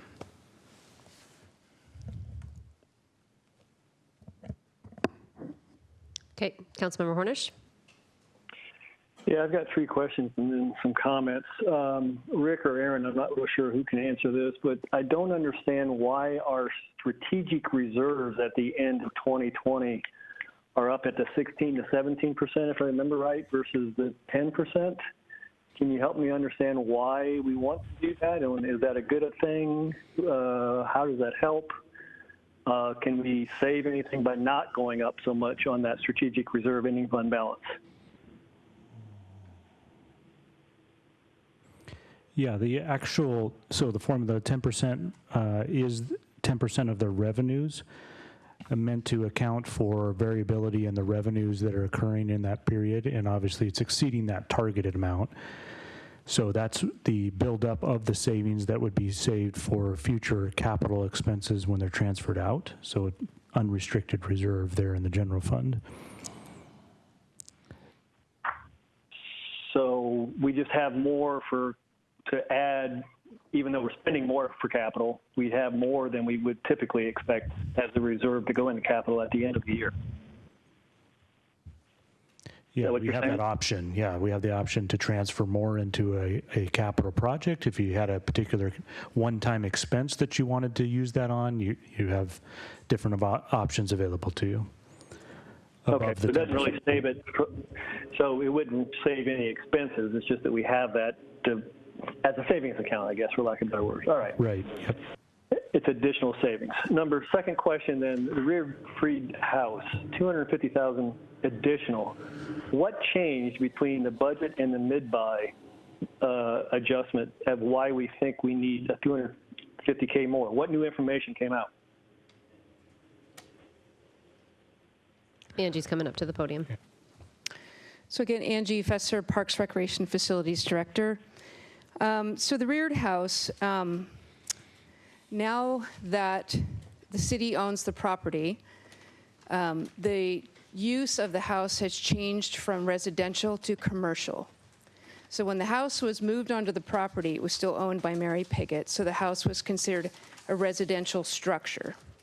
Once the property became under ownership of the city and that structure becomes a public facility, it now fits under the umbrella of commercial. And so that requires some work to evaluate both the structural and architectural components of the house and to pay for those reports. The Heritage Society couldn't afford it, so the city has committed to doing those reports. If the reports show that the house needs reinforcement in order to use the second floor and the attic, there'll be some expenditures required with that. In addition, with the improvements to the park, we will be adding a ramp and a deck to the north side of the house, the back side of the house, that will provide ADA access into the house. The Heritage Society is only covering the internal pieces of the house and the exterior of the house, but we are providing the ADA access up into the house. And so that work, plus some of the work on the kitchen addition, will cost up, we're estimating at about $250,000 in capital over the next couple of years. The Heritage Society has committed to building the kitchen addition to the house, which you've heard about, but they have not committed to the interior of that. So they will build the shell, the exterior piece, but then if the city wants to make it a usable space, the city will need to design and construct the interior of the kitchen area. So that's some of the work revolving around that. So that's what we're proposing under capital expenditures. Okay, so a couple of follow-up questions then. I'm still not hearing what changed from a year ago to now that we weren't aware of. Can you help me understand that?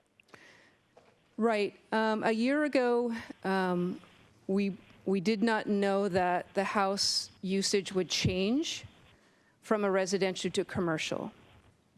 So Okay. that was something that developed when we started doing the design and construction documents and the permitting process for the Big Rock Park B.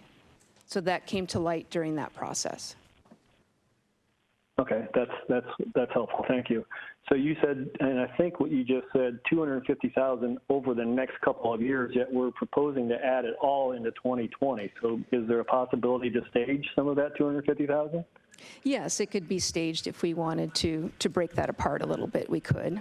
We just wanted to put the whole component on the list. If we were trying to do the interior of the kitchen before the park construction was completed, a fall of next year, if the council approves that, then everything could be packaged and done and ready to go to the public. The other option is that the park becomes open, but the house is not open to the public yet. So. Okay. While you're up there, no, actually, it's under general capital. It's not under parks. So my next question is on the MOC, which is one of our biggest increases at over $1 million for maintenance, for improvements, I think is what it says on page 15. And it's $1 million. So I asked the same question, and I'm not sure who to ask this to, Mr. City Manager, but can we stage that as well, or is that something that the project has to be all done at the same time? Councilor, I'll refer to Angie on this one as well. Right. Again, now that facilities is under my umbrella, the MOC improvements there's a handful listed and proposed. Some of those have to deal with expanding the parking at the MOC facility. We are currently double parking and parking in fire lanes with employees and vehicles at the MOC. So some of this is creating more parking space by expanding one of the structures and then renovating the inside of that structure as well to be able to suspend equipment inside the building in order to park vehicles in there as well. There is some work also with security around the MOC. Currently, the fencing around the MOC is inadequate. It's simple wire that could be cut and accessed. And we have a lot of equipment, tools, and materials there. We also do not have a camera system, so this would deal with security as well. So that's some of the cost of those. Also, yeah, I'm sorry. So the City Hall cameras are separate and broke out on that page there. But that's kind of the different components of the MOC. A lot of this is deferred capital facilities work that has not been done and has been deferred for quite some time. So I asked the same question as I did with the Freed House. What changed in the last year that we know now that we didn't know a year ago?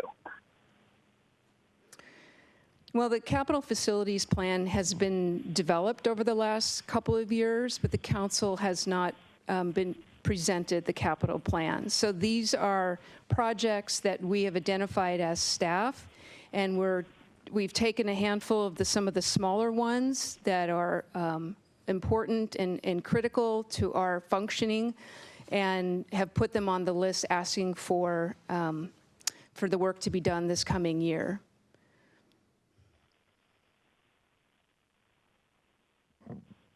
But I guess I still ask the same question. Why didn't we ask for it last year?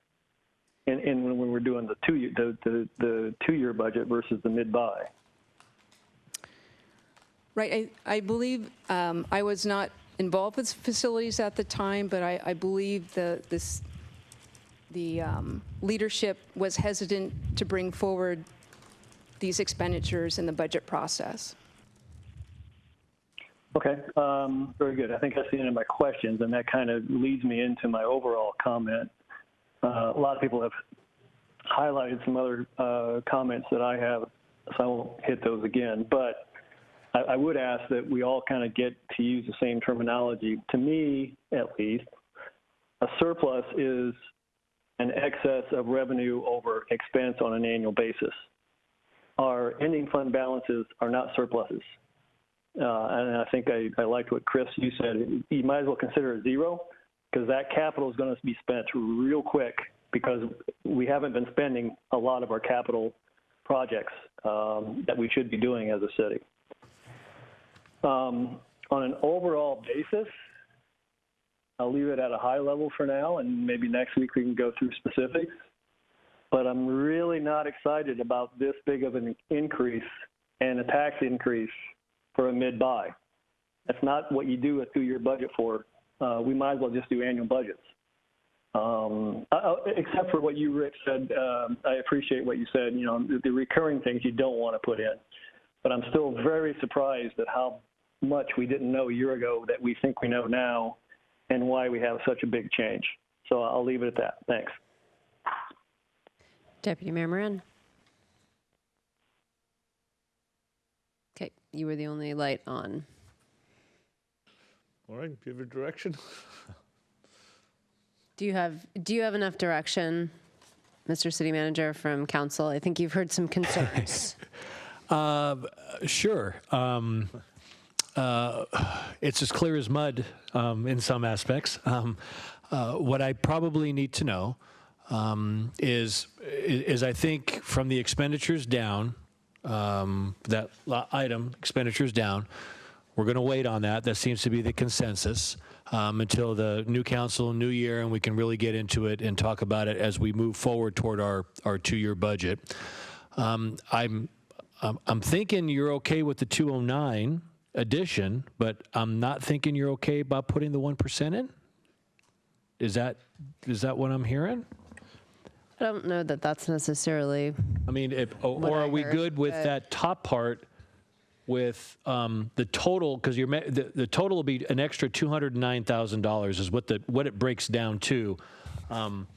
So my recommendation was to keep it like that, include the 1%, and add the $209,700 as an additional expenditure at mid-buy moving forward.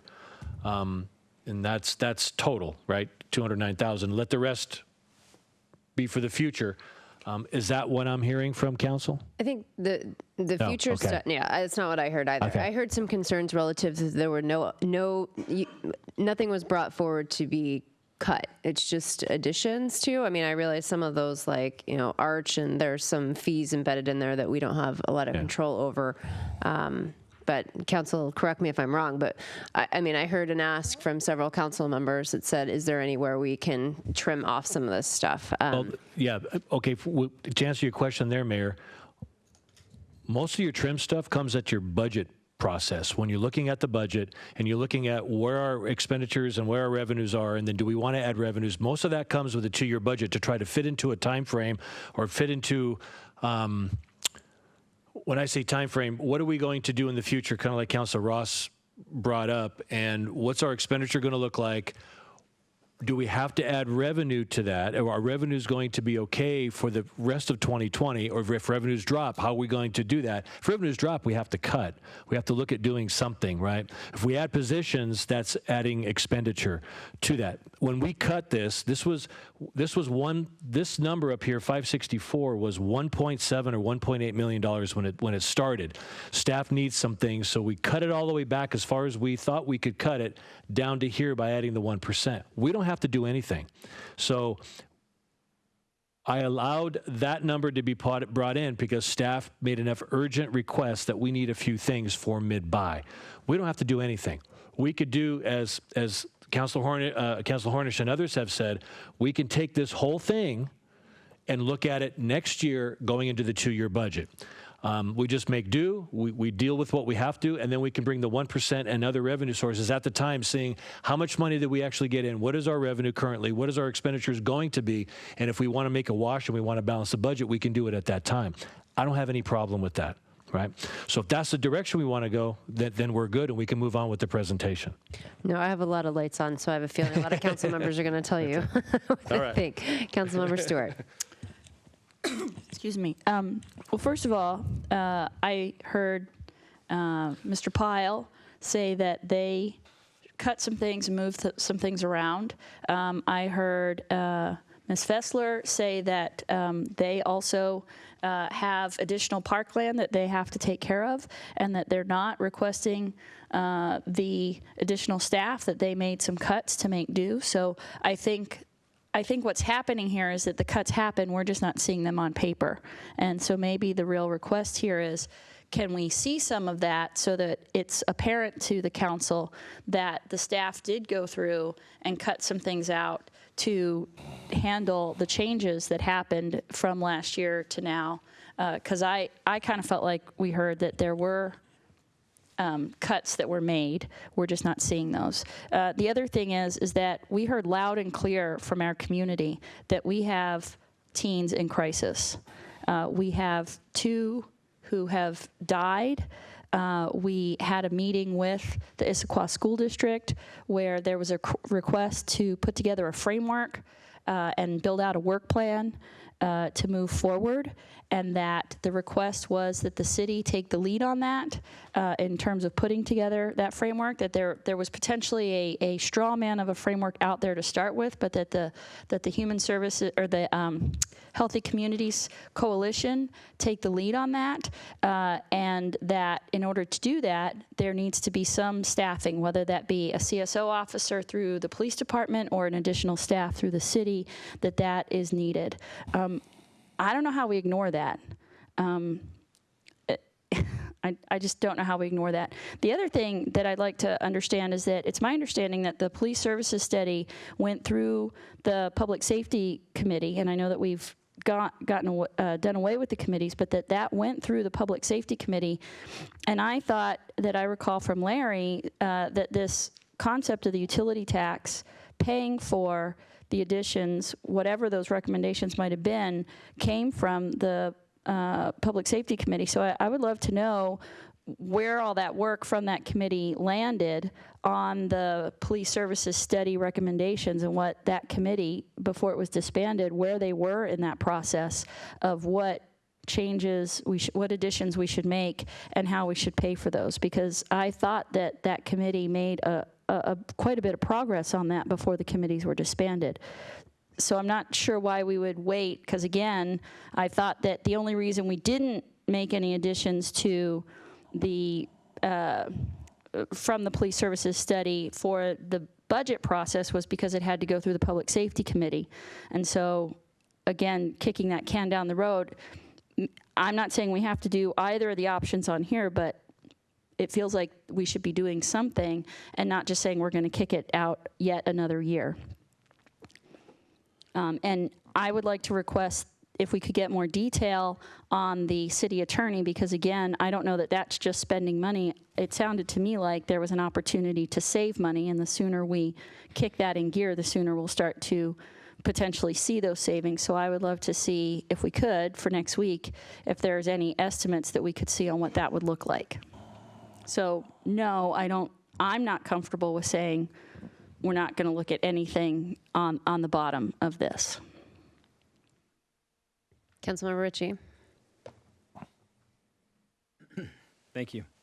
At the risk of repeating myself, I strongly support including the human services budget in the biennial emergent budget changes that we need to make right now. $230,000 is a reasonable amount of money in my mind to spend right now on an emergent issue in our community. I agree with several council members, not to name names, but that we should be looking at reductions as well as increases in budgets. There should be offsets. Do they need to be exact? Not to me, not necessarily. Our budget is our publicly facing list of priorities. And the police services budget's important, the city attorney is important, community meetings, support facilitator is important. In my mind, none of them are as important as a human services budget increase of $230,000 right now in this emergent time with this biennial budget. I'll also add that I do not support an increase in any tax during a biennial budget unless there is an emergency that could not be funded through other resources. We have $230,000 in the budget. We do need to have our Human Services Committee review a long-term plan with the school districts and build that framework. But our local counselors, staff need resources right now. We do not need to get mired into a tax debate in the middle of a biennial budget. I'm not seeing anything on here that couldn't wait until we had a full budget review in 2020, except for the human services budget. That is very, very important, and I would like, at least from this position, to say that I want that included in what we move forward on, if anything, in this biennial budget review. Councilmember Ross. I heard it differently than Councilmember Stewart on these so-called reductions. What I heard is that we had a wish list presented this long and that they were reducing it to a smaller wish list. That's not in the baseline budget. So I want to see reductions in the baseline budget, not a reduction of your wish list. That's number one. Number two, I absolutely agree with Councilmember Ritchie that this is not a time to increase taxes during a biennial budget. It's not appropriate. I have $565,000 on the ledger without the 1% increase. Councilmember Hornish talked about maybe rephasing. Let's try to make it so it's tax neutral in the biennial budget, and really re-examine what's left and what's the risk of not doing it. And if it's not risk in the near term, take it off. As far as human services funding, I still think it's a critical effort, but how we do it, whether it's contributing to not-for-profits, whether it's hiring people, how do we get the biggest bang for our buck? And we can use reserves for emergency funding. It's all in the budget overall, and we can do a council approval of that expenditure at any time because we have adequate reserves in the near term to fund that within our total budget. So I think that's not a critical item. I just hate approving dollars without a clear, concise, strategic plan. It also goes to the bottom of the list of some of those expenditures, the community service CSO. We're not the only city that feeds into the school districts. If we're taking the lead of spending the money, what about our other city partners? Again, strategic, work together. Create a group of us figuring out who pays for what, how we pay for it, and who optimizes that model as partners. If we go first, we may be holding the entire bag for multiple cities in a single school district. That's my concern. So those are the types of things we have to look at. Finally, the police study. We got some important data and feedback, and we're going to get a new police chief. I would also like to be strategic about that and ask that police chief also, what is your recommendation so we land on the right mix of the increases for our public safety. So no increases, tax, stay above the line where we talked about, and that's my recommendation. Councilmember Valderrama. Can you put me in the queue, Kristen? You got it. I slipped there. I'm consistent with my position of before. This is the mid-buy. We should not be adding anything of emergency. I don't see anything here that should be pushed forward. Additionally, we were told that at the biennial, that's where we're going to see the cuts. That's where I'd like to see the other revenue side start to show up at that point in time, because this has been going on for too long, and there's going to have to be a real strategic and determined plan on how we're going to be addressing this. I think we have to be very focused and deliberate on how we address this issue with the issues that we've been having, both mental as well as the drug issues in our community. And it's frankly a problem that's much more than we can just handle by ourselves. I was with the chiefs of police in Chicago 10 days ago.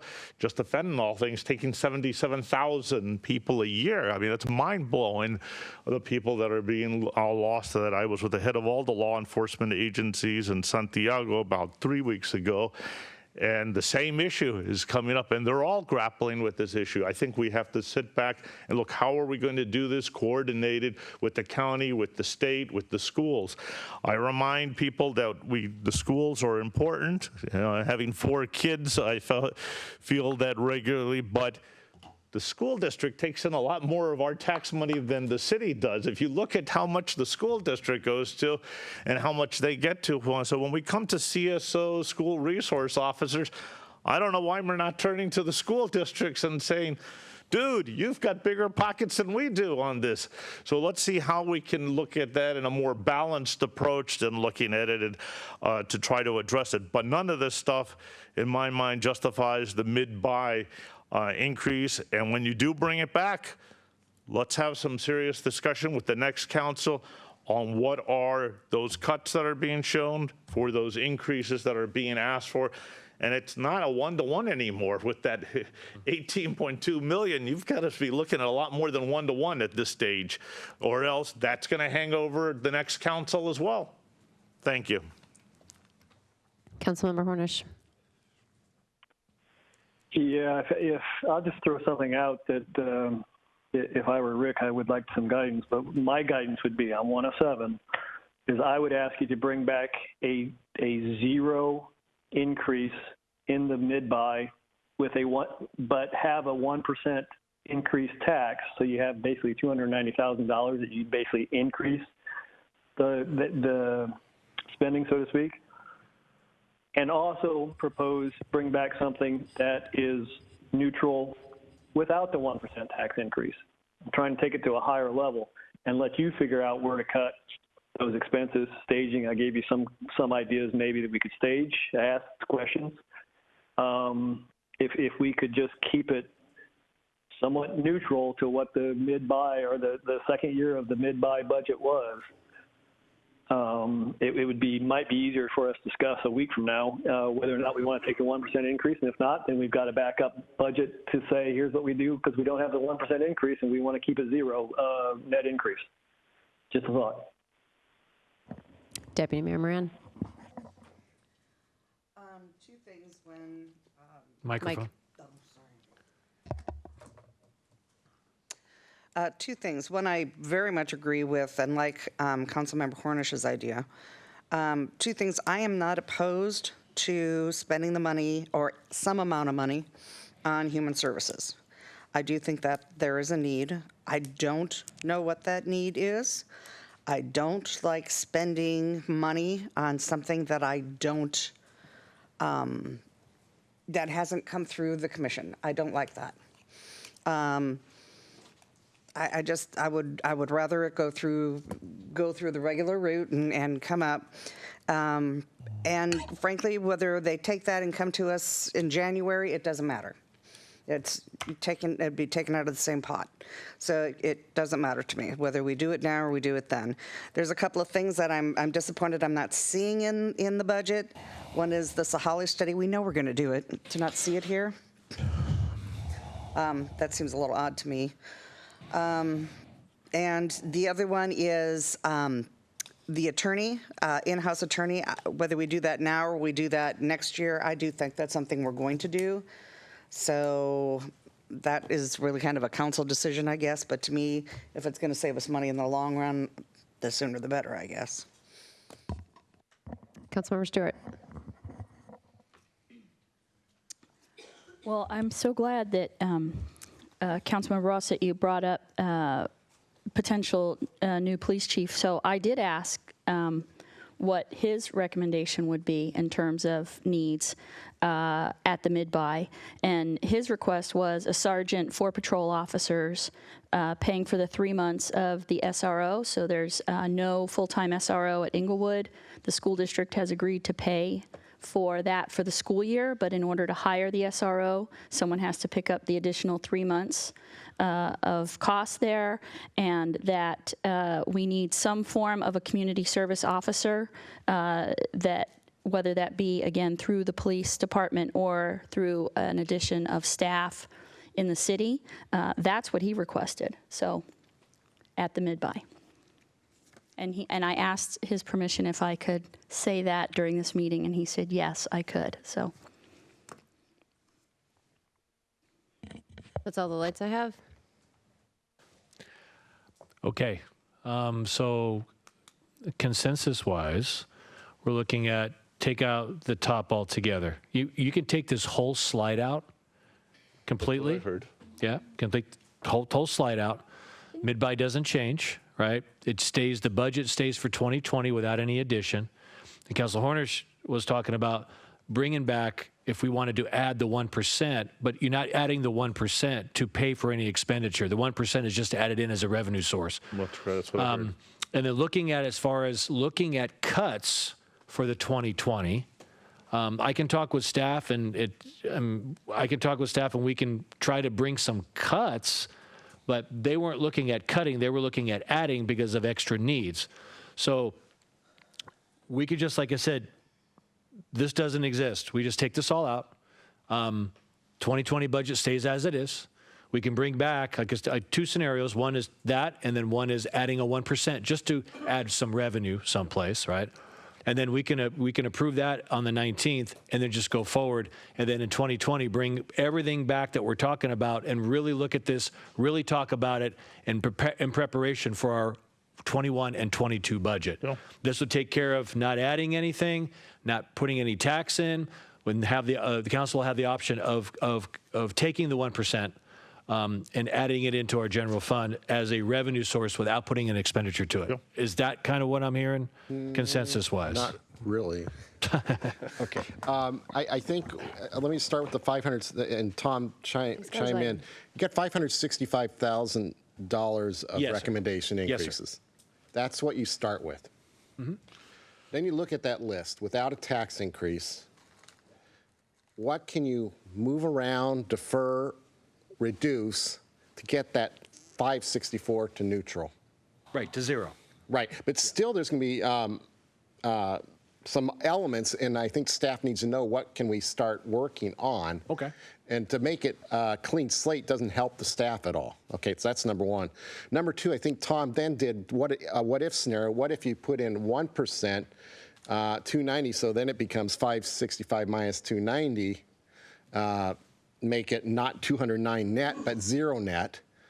And so then we can ask ourselves, is that 1%, is that worth all the services that are listed up to that 290 amount?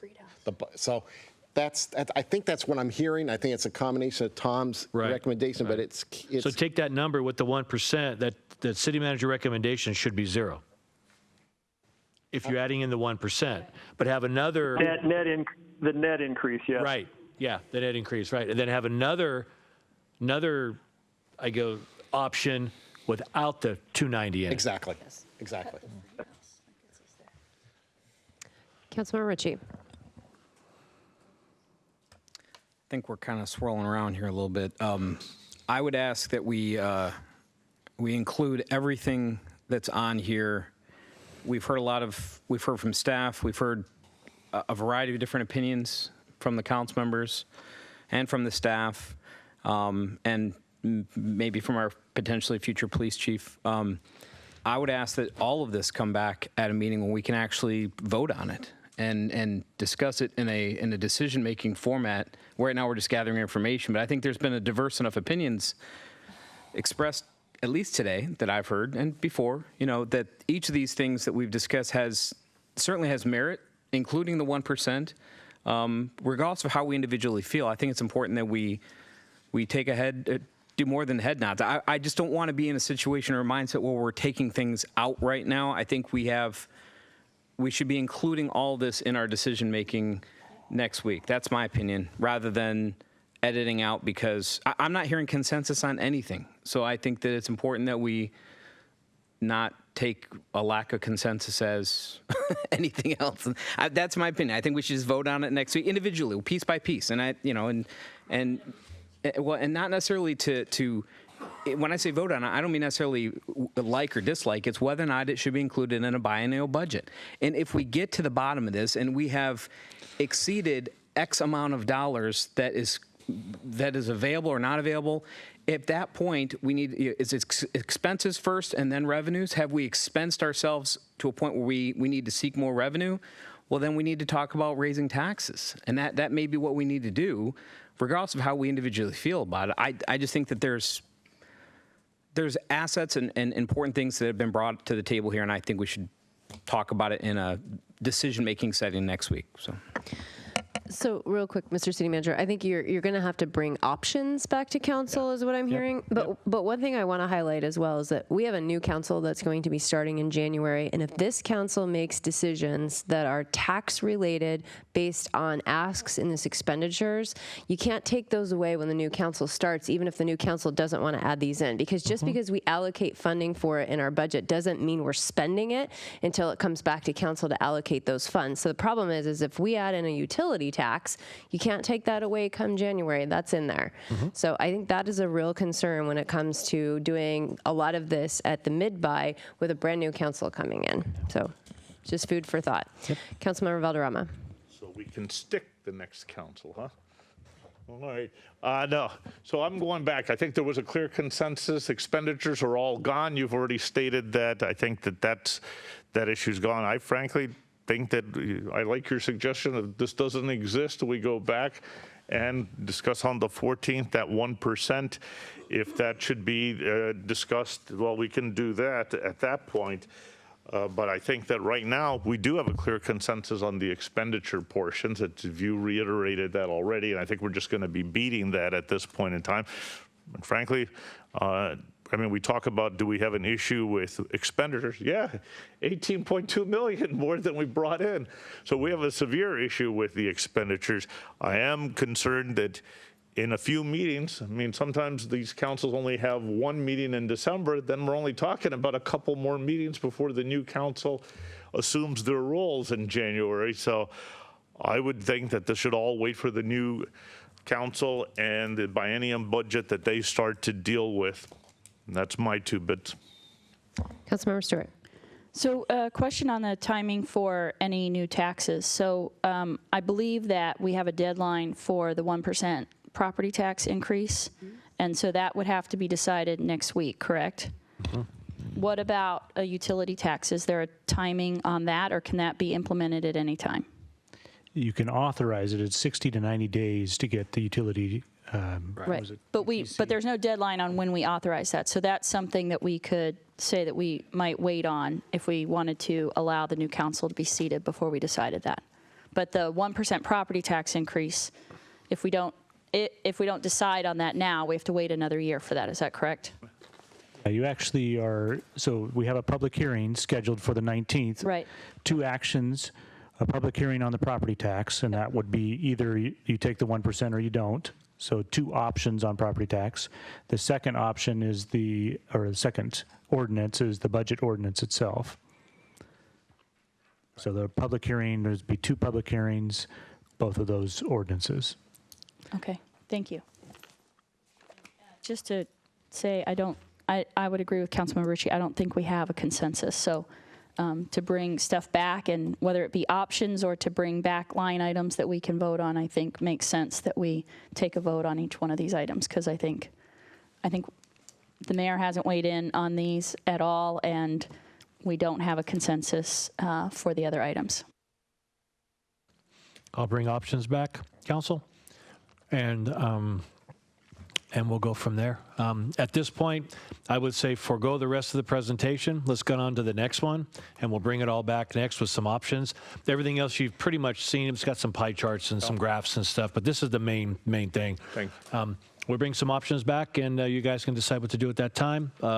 It is next week, so like Aaron said, we'll have two items to do, and at that time you can make those decisions.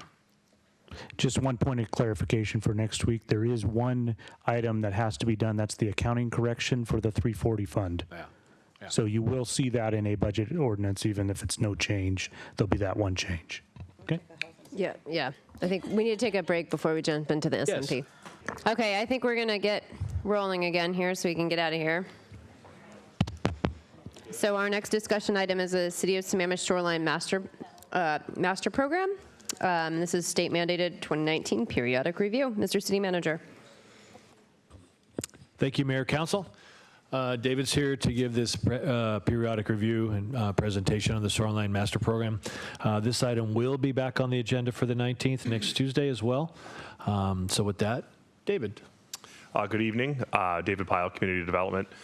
I promise this topic is not as complicated as it may seem, so I'm going to try to get through it fairly quickly. There are some key points and key takeaways, which I think you may have some questions about, so we'll leave some time at the end for that.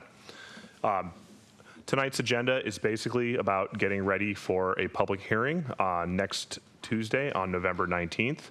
We're going to try to walk through the SMP and how it came to be, a little history behind that, talk about the Shoreline Master Program periodic review requirements from the state. Remember that it's a periodic review, not a periodic update.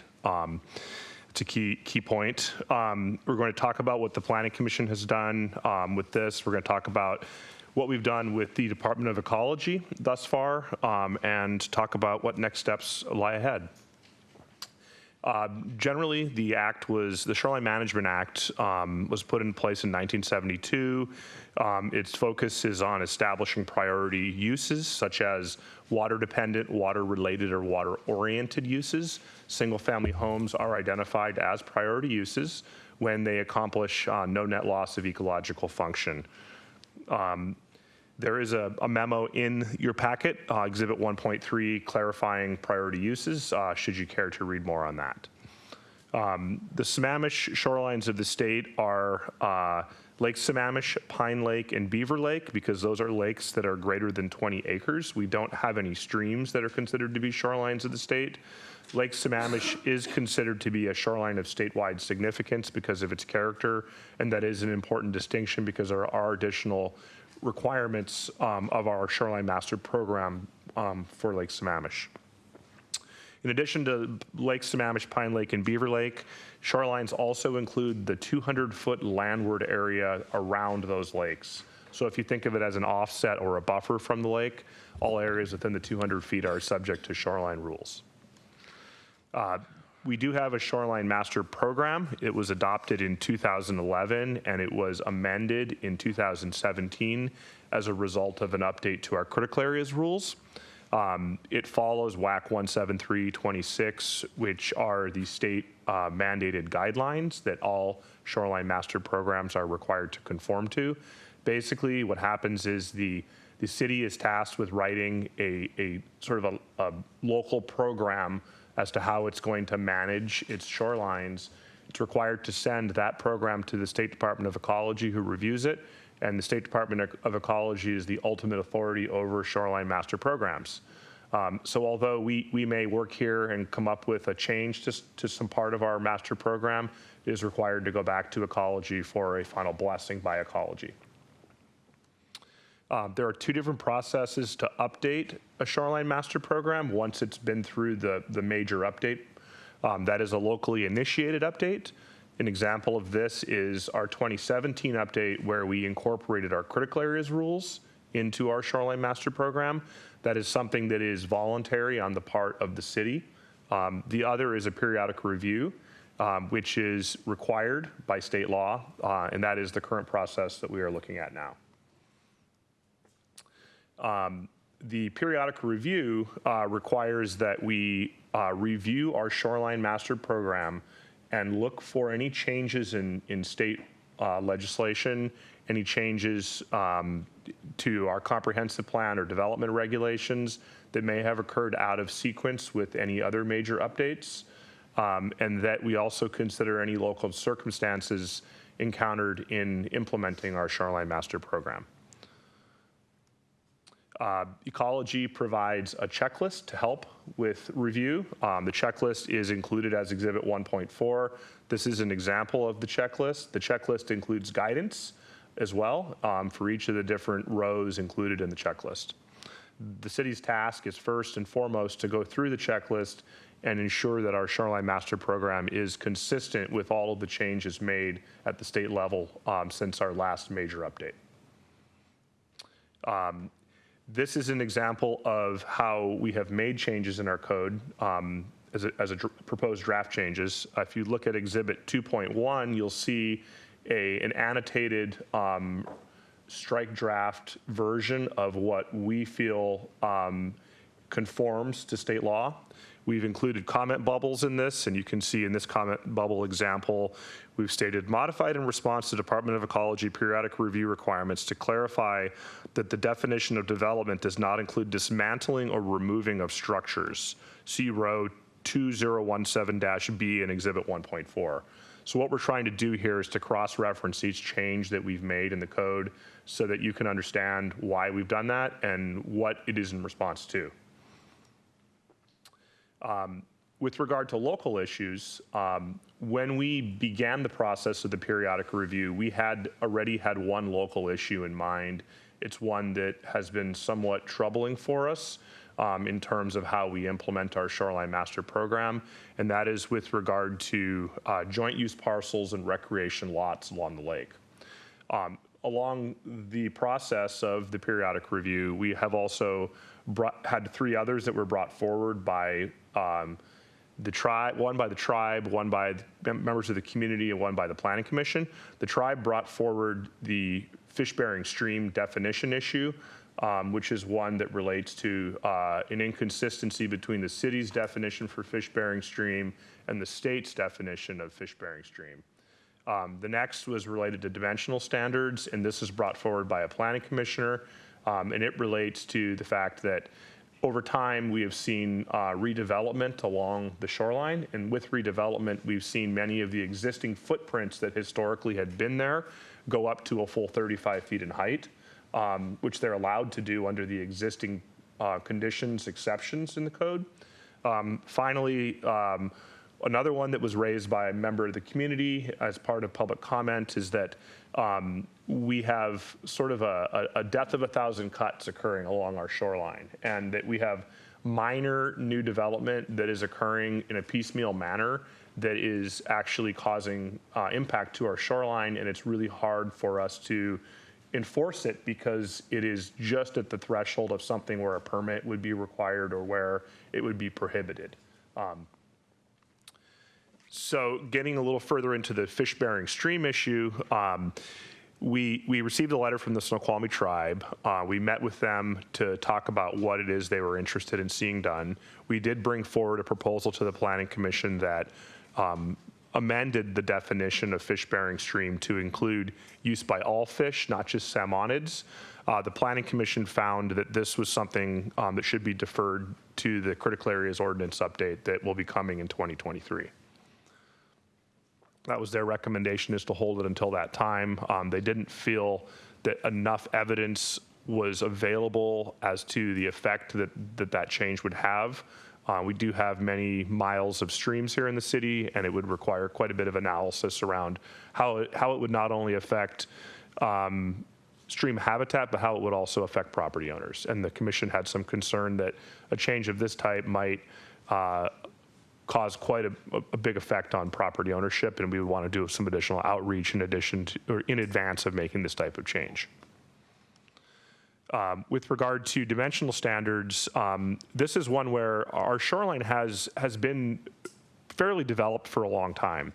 One of the things that was included in the 2011 Shoreline Master Program is SMC 25.08.100, which gives an exception for existing development in that you can completely tear down and rebuild an existing home on its footprint, and you could take a 1-story 1,200 square foot home and turn it into a 3-story 1,200 square foot home on the same footprint.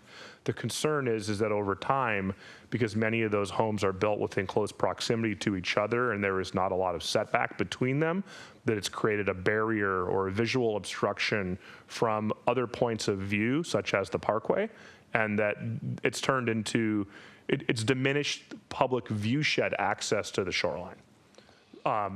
This was not, and what was asked is that we analyze the issue and try to find a way to increase setbacks for new development or redevelopment to allow view sheds. It was also asked that we consider requirements that reorient footprints to promote view openings between buildings. This was not supported by the larger commission and was not voted on to be added to the mix by the commission in their recommendation. I got a question. If you go back to that slide a second again. In a number of cities in the past, I understand, if we look at number 3, where you're talking about the public's visual access to the water and shoreline from public lands, rights-of-way, and other public property, that there are cities that have, for private property, the same thing, the right of view or towards that nature. Are we also going to consider that, or should we be looking at that? Is that a discussion that's been taking place? Because I know other cities have looked at that you should be preserving those lines of sights and views as well. Well, that people then don't start blocking other people's views by building or subdividing their properties and building where previously you could look at that. And that's what we're talking about on the public. We should at least have that discussion on the private property if that should also be something that we're looking at as well. And that is exactly one of the reasons why the commission did not recommend that it move forward. That's a really complicated issue. We have not historically, nor do we currently regulate view sheds in the city. So that would be a fairly large departure from that Understand, history. but if we're going to do this one, we might as well at least consider and have that discussion. So this one was not recommended by the Planning Commission to be brought forward. Well, I may have to stay longer, guys. Thank you. Can I jump in? Or? Go ahead, Tom. I think we would want to get some legal advice on that, because in general, there's a wide body of law that says views are not protected property for anybody. So if we start doing that, we'd probably be looking at, we just have to get some legal advice on that. Thank you. The next issue was with regard to shoreline setback, vegetation enhancement area impacts, and no net loss. This again was raised in public comment. The concern is that small scale development activity is cumulatively causing impact to the city's shoreline. There was a request that we evaluate the city's shoreline and construction permit process effectiveness in meeting the objective of no net loss. We were recently provided a comment by Bill Way, who was one of the authors of one of the comment letters as recently as today, because we are in the comment period for the SEPA process, this part of this. And he did again reiterate that he has some concerns around sort of the small minor actions that are being taken that might be categorized as maintenance, but that are maybe a little bit of field of maintenance, where someone is expanding their footprint or doing something to harden the site or park it out, so to speak. The Planning Commission recommendation after discussion with staff was to take this up as part of a work plan item and focus on SMP implementation through permitting and enforcement. And this includes training of staff, training of code enforcement staff. And with some of the turnover that we've had, it is a bit of a challenge to ramp up new staff on what our rules say. So that is something that we are working on, is how can we develop a program when we bring on board new staff, or a community member who might be interested can go to a website and watch a YouTube video and understand what our rules say. The rules themselves are really complicated. So we are looking at that as a administrative function, and how can we do better with permitting and get better information out there to the community. Finally, the one where the majority of the conversation has been is related to joint use parcels, recreational parcels along the lake. The issue here is that we have many parcels that are remnant parcels prior to the establishment of the rail line that is now the East Lake Sammamish Trail or the Parkway. And in many instances, the two different portions of those remnant parcels were sold to different owners. Many of the parcels that we have along the lakeshore that are those remnant parcels are too small to build a home on, but they do have value in terms of giving people access to the lake. They don't have vehicle access, they don't have power, they don't have sewer, they don't have water, they don't have trash collection, they don't have parking, and we have received over the past few years many complaints from neighbors, from trail users, regarding the use and overuse of many of those parcels. We've received complaints about trash, littering, parking. noise, and it comes down to, after analyzing it a little more closely, we've noticed that there has been an uptick in the multiplication of ownership of these parcels, where someone has a parcel and it's too small to build a house on, so they would sell interest in that parcel or shares of that parcel to their friends, who might then sell it to someone else, or we might even see another division of that ownership. And generally there are no restrictions on this. And what happens is there are more and more people using those parcels to go down there for the day. Often you have to walk a half a mile to a mile on the trail. A lot of people use wheelbarrows or tote carts to tote their stuff down there. Those carts are then left on the trail, chained to the fence. People are having to haul things down stairwells. In general, it's an intensification of a use in an area that was intended as urban conservancy to be a low intensity use. So that is a bit of an issue for us. Further, individuals who own these parcels then want to add amenities to them, like cabanas or docks. And that becomes a little bit of a problem, because under state law, you are not actually allowed to modify a parcel along the shoreline unless it is in support of a priority use, water dependent, water related, water oriented, or residential. So if there is no use established, you can't just build a dock. So you can't have a vacant parcel and just build a dock on it under state law. And our rules are not clear about that. So what has happened is we've had to work with some property owners along the lake, and we've seen all sorts of legal scenarios ensue. I actually was just subpoenaed and spent half a day in court last week over one of these exact issues, where the ownership had multiplied to the point where some of the owners were disenfranchised with some of the other owners, and they were suing each other over the use of the parcel. So we had to get involved in that. So this does take up a lot of staff time. The issue, as we see it, is that we have no problem with those recreational uses that are there on the ground right now. We see an issue with a continued intensification or multiplication of ownership of those uses. So what we've done is we added a new use to the use charts of private beach park use.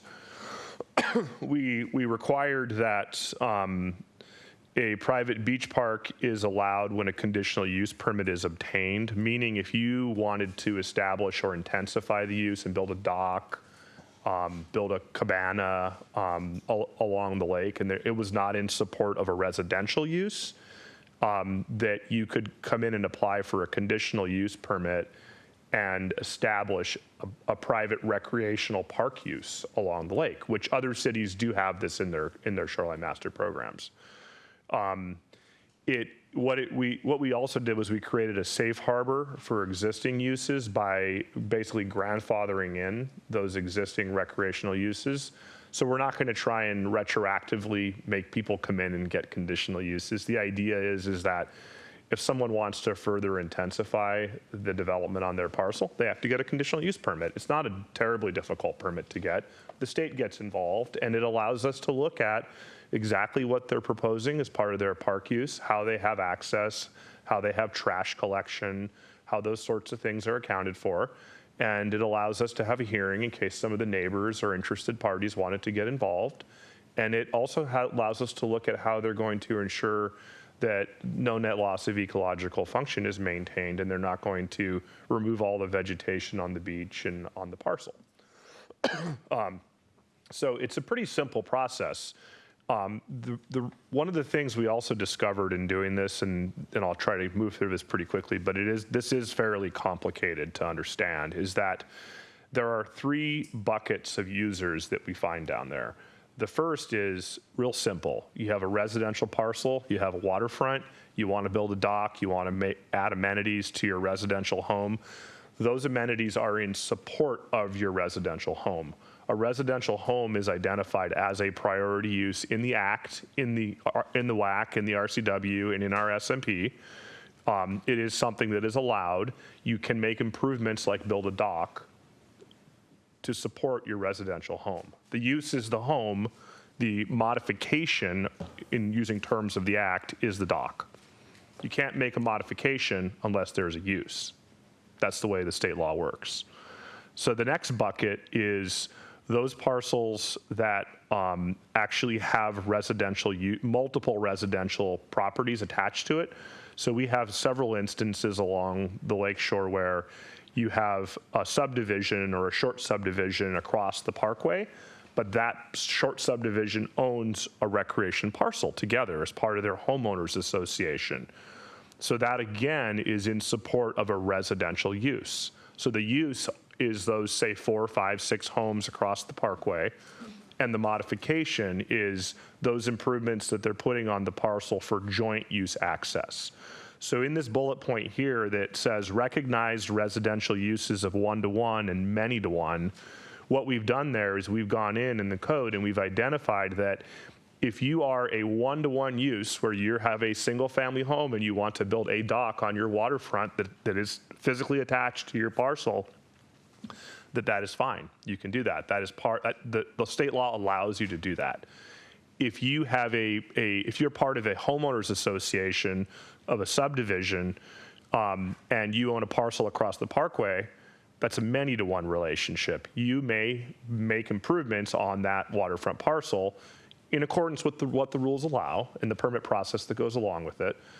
But if you are not a 1-to-1 or a many-to-one in terms of residential uses, and you are instead a private recreational use that is not attached to a residential use, then you are required to, if you want to intensify or modify your property, get a conditional use permit to establish the recreational use on that parcel.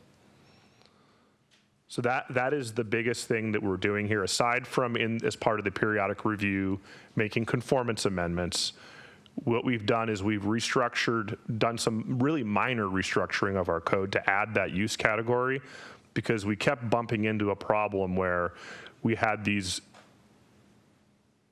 unclassified parcels that didn't have a use established on them, that were wanting to build docks or make improvements, and under state law, you just can't do that.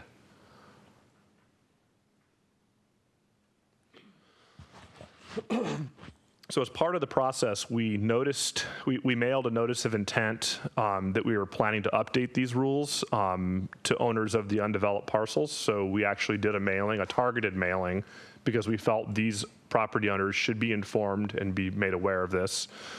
We held a planning commission workshop. We did receive quite a bit of public comment, and we actually took a completely different approach to get to a similar outcome, but we feel it's much more user-friendly. Whereas before in the draft the Planning Commission first saw, we had included extensive criteria regarding access, provision for trash collection, all these sorts of things. But based on the comment that we heard, you might have a scenario where that really isn't applicable. So why are we requiring that?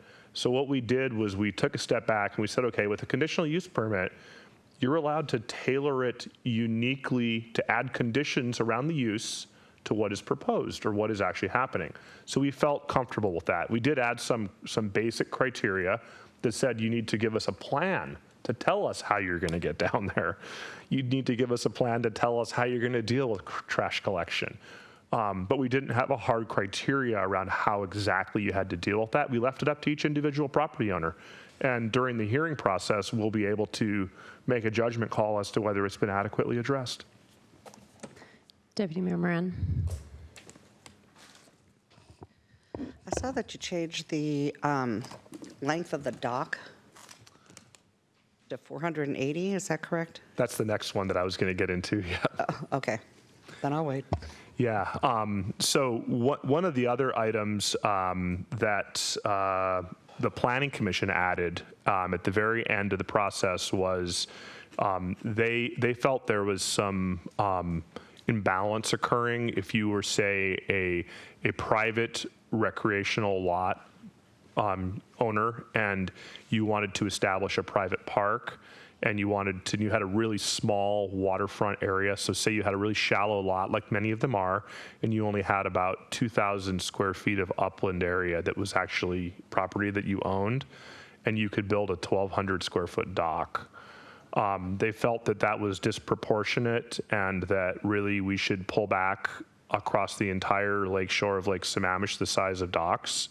This is also rooted in the Washington Administrative Code, where the WAC identifies in the guidelines that a dock is only allowed for the purpose of moorage of watercraft and shall be the minimum necessary for the purpose established.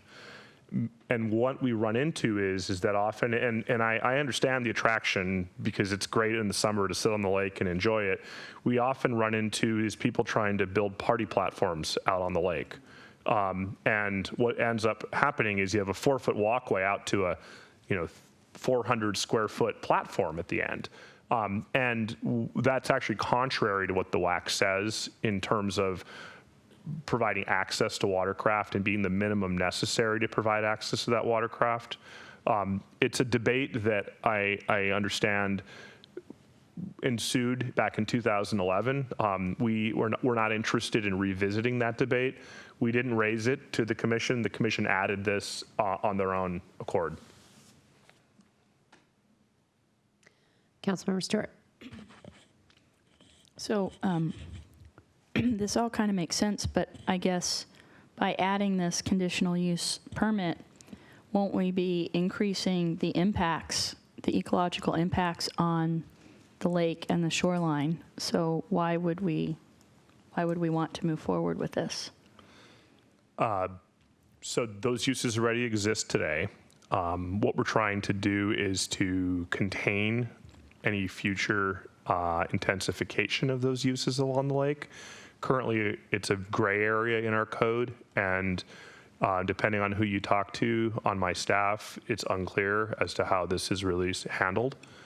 We have had some code enforcement cases where we had, for example, one family that owned a parcel down there, and they put in a day-use cabana shed, 200 square foot shed, that met the height requirement, and it was exempted, except that it was built partially on King County property, and they had to move it. But what we found was that they actually lived up in Inglewood, just a little ways up the hill, so we were able to create an easement that connected the parcel to the home, and it became then a residential use.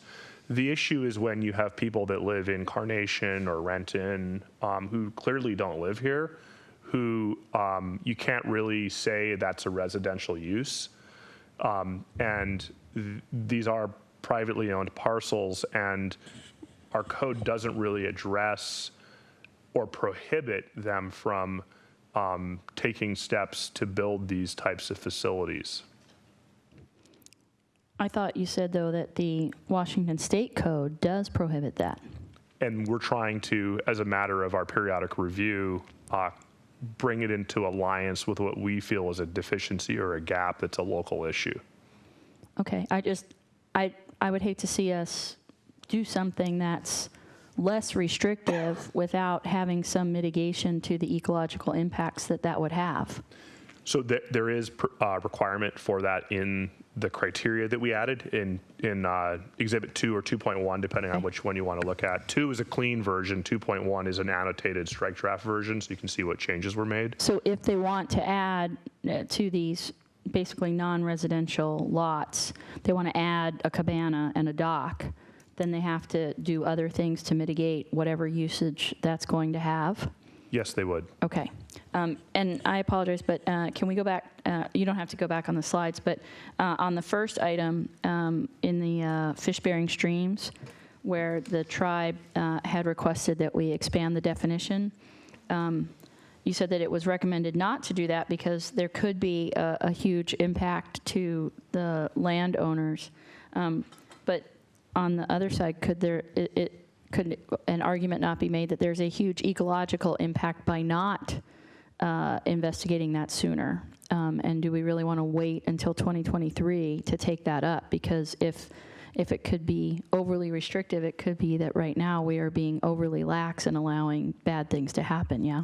So it was staff recommendation to the commission that that change be brought forward and recommended to the council. Okay. The commission found that they didn't have enough opportunity to explore, for example, how many property owners how many homes would be made non-conforming, how many properties are currently subdividable under density calculations would be made unsubdividable. That's the type of data they were looking for.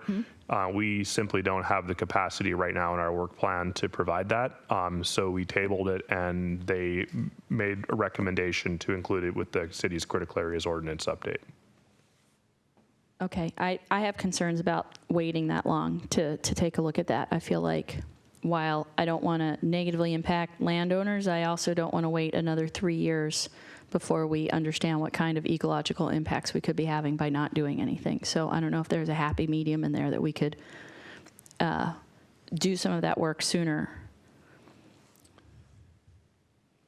So that again goes back to those items that are on the work plan, and if we were to add some analysis to try and discover that data for you, we would likely be bumping other items that are on the work plan off the work plan.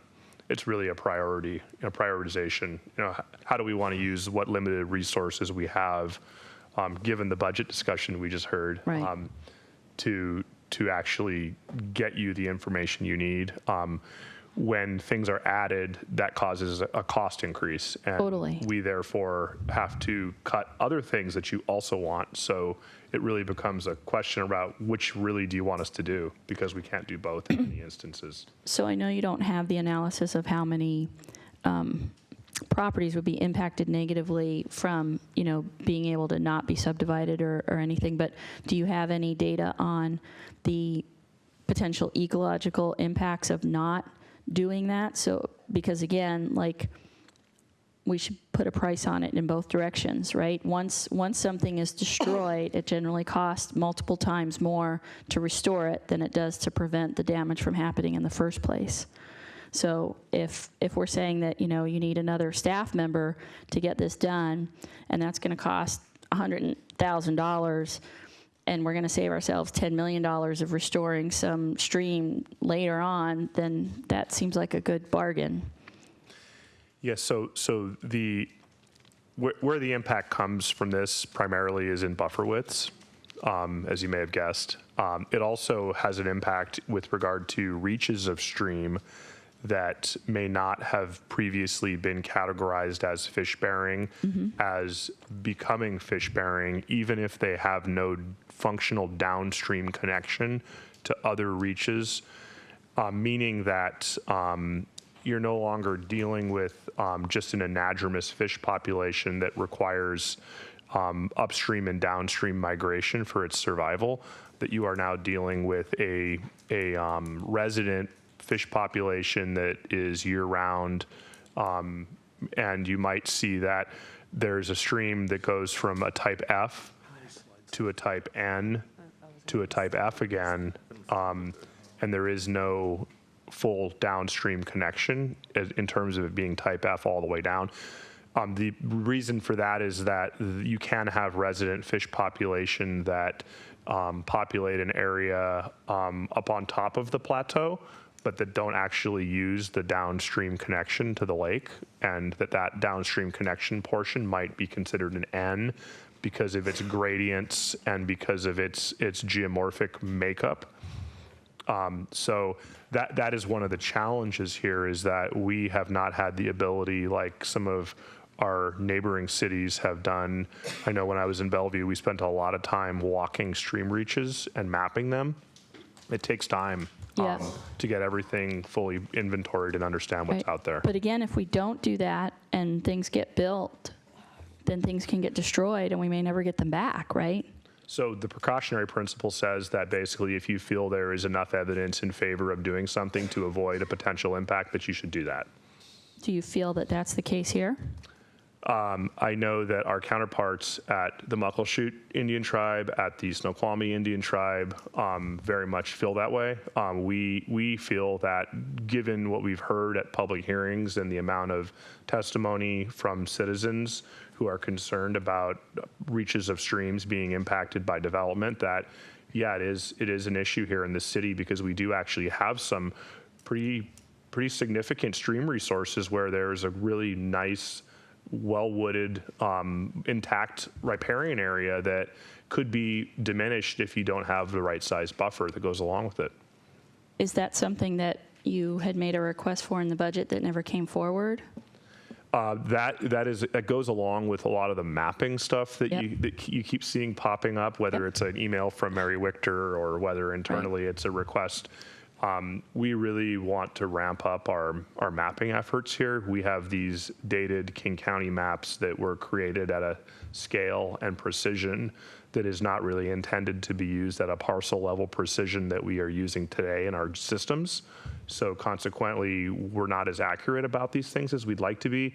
We see streams shown on our maps that we know are not there. We know that they're, 300 feet to the east. And yet it shows on a map in that location, and we'd sure like to correct that stuff, but it just takes a coordinated effort with additional resources to do that. That just seems really important to the environmental impacts that we're having. I don't know. I don't feel like this is something we should be waiting on. I mean, all the delays are just going to be, again, things that maybe we can't even put a price tag on because we'll never get it back. So the good news is it's a fairly simple fix by just adding that revision to definition back into the code.